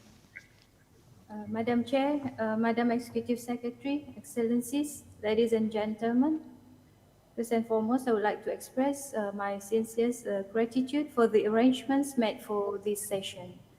I'm pleased to join Excellencies and delegations today as we navigate through this time of uncertainty. The theme of this session is very timely as we are all embarking on efforts towards recovery to improve our economies and the livelihoods of our people. Certainly, the past year and a half has taught us a valuable lesson, which is only concerted efforts and responses will be truly effective in combating any crisis, and that cooperation is paramount towards a full recovery. On this note, Brunei Darussalam would like to share 2 points. First, the Commission's commitment to support its members, including through the ESCAP framework on socio-economic response to COVID-19, is commendable, and we welcome ESCAP's intention to leverage on its partnerships with non-UN entities in assisting countries in this regard. Related to this, Brunei Darussalam acknowledges ESCAP's ongoing engagements with ASEAN in supporting its regional integration efforts, thus far through the ASEAN United Nations Plan of Action for 2021 to 2025, among others. As ASEAN progresses towards the recovery phase, there are opportunities for ESCAP to deepen such collaboration in the implementation of the ASEAN Comprehensive Recovery Framework. We look forward to building on this regional partnership with ESCAP to create a more sustainable, inclusive, and resilient future as envisioned in the ASEAN Community 2025 Vision and the 2030 Agenda for Sustainable Development. In this, Brunei Darussalam is currently working with the ASEAN member states on introducing a comprehensive framework on care economy. This framework is expected to look at the potential of a care economy, reframe more comprehensive and enabling ASEAN policies, and enhance readiness and responsiveness of social protection measures while harnessing economic opportunities that may arise. Second, we agree that the promotion and strengthening of multilateralism is pertinent in accelerating global economic recovery and in mitigating the COVID-19 pandemic. Therefore, we welcome the ESCAP resolution, which will be adopted during this session, that calls for closer cooperation in multiple sectors to enable the realization of the Building Back Better agenda. As the ASEAN Chair 2020, under the theme of We Care, We Prepare, We Prosper, Brunei Darussalam continues to work together with ASEAN member states and our external partners in preparing and adapting for the future to ensure resilience and to create opportunities for sustainable prosperity. Towards this end, we have identified several initiatives such as the ASEAN Taxonomy on Sustainable Finance, the launch of the ASEAN-Canada Free Trade Agreement negotiation, ASEAN +3 Travel Corridor Arrangement, and ASEAN +3 Reserve of Medical Supplies. To conclude, Excellencies, we have great opportunities ahead of us. By seizing them, together we can build a better and brighter future for ASEAN and the Pacific. Thank you. Thank you, Madam, for your statement. I now give the floor to the last speaker of the list for this morning, His Excellency Mr. Evgeny Tomikin, Ambassador Extraordinary and Plenipotentiary, and the Permanent Representative of the Russian Federation to ESCAP. You have the floor, Ambassador.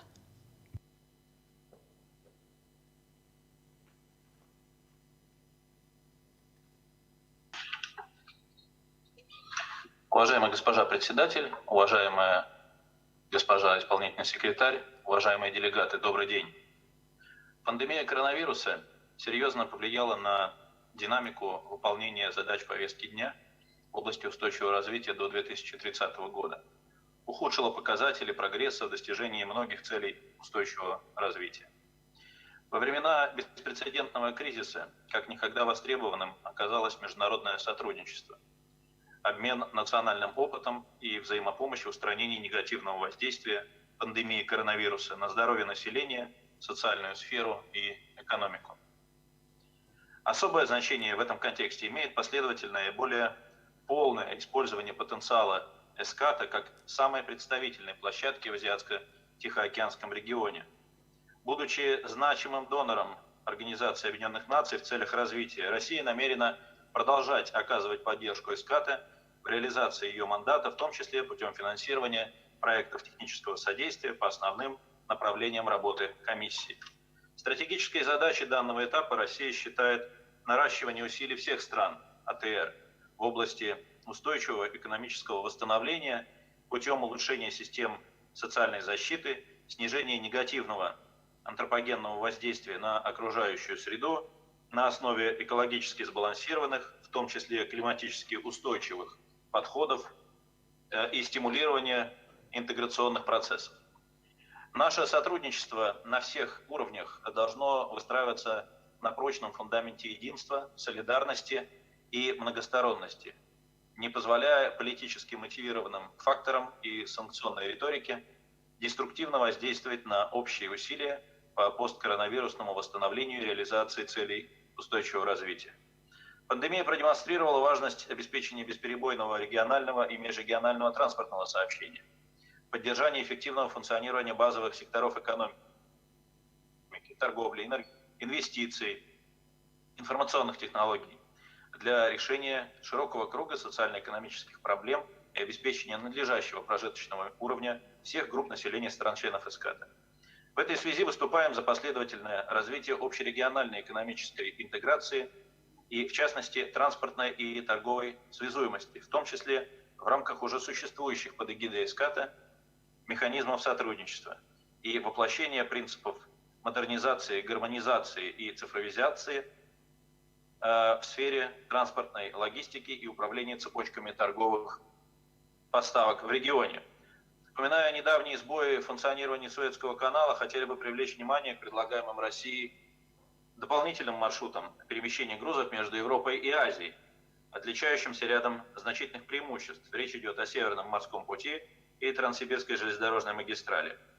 Значительные выгоды видим в более широком задействовании потенциала региональных интеграционных механизмов, таких как Евразийский экономический союз, Шанхайская организация сотрудничества, для решения комплекса социально-экономических проблем, вызванных пандемией, в особенности связанных с перемещением людей, товаров и услуг. Важнейшим условием преодоления негативных последствий пандемии является продвижение кампании по иммунизации.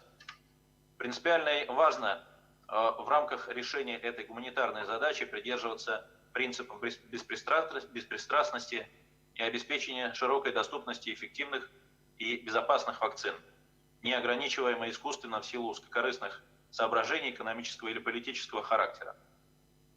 Подтверждаем готовность России к сотрудничеству с зарубежными партнерами по поставке и организации производства разработанных в России вакцин, а также обмену опытом, преодоления негативных экономических, финансовых и социальных последствий пандемии как для населения, так и для бизнеса. Уважаемые друзья, события, связанные с коронакризисом, стали очередным напоминанием, если не предостережением, что всем нам, народам Объединенных Наций, о том, что единственный путь к победе над глобальными угрозами – это не возведение разделительных барьеров, а солидарное объединение усилий всех государств. Вековая мудрость гласит: если хочешь идти быстро, иди один. Если хочешь идти далеко, идите вместе. Благодарю за внимание.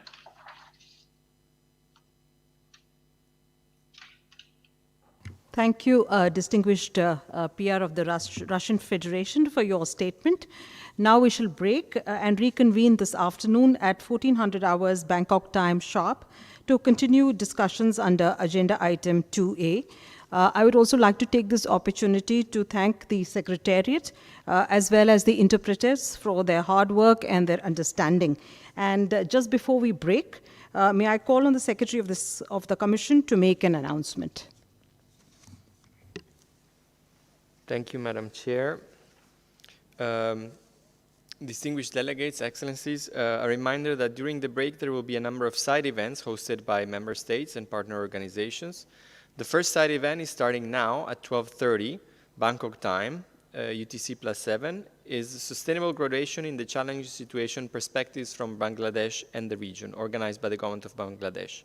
Starting at 12:45 Bangkok time, we have another two side events, Building Resilience to Future Pandemics and Climate Change Through the Protection of Nature, an urgent issue for the Maldives and the rest of the world, organized by the government of the Maldives and IUCN. And Modeling Healthy Creative Scene to Build Back Better, organized by the government of Indonesia. All registered participants will have received a link to connect. I thank you, Chair. Thank you, Mr. Santucci. The meeting is now adjourned.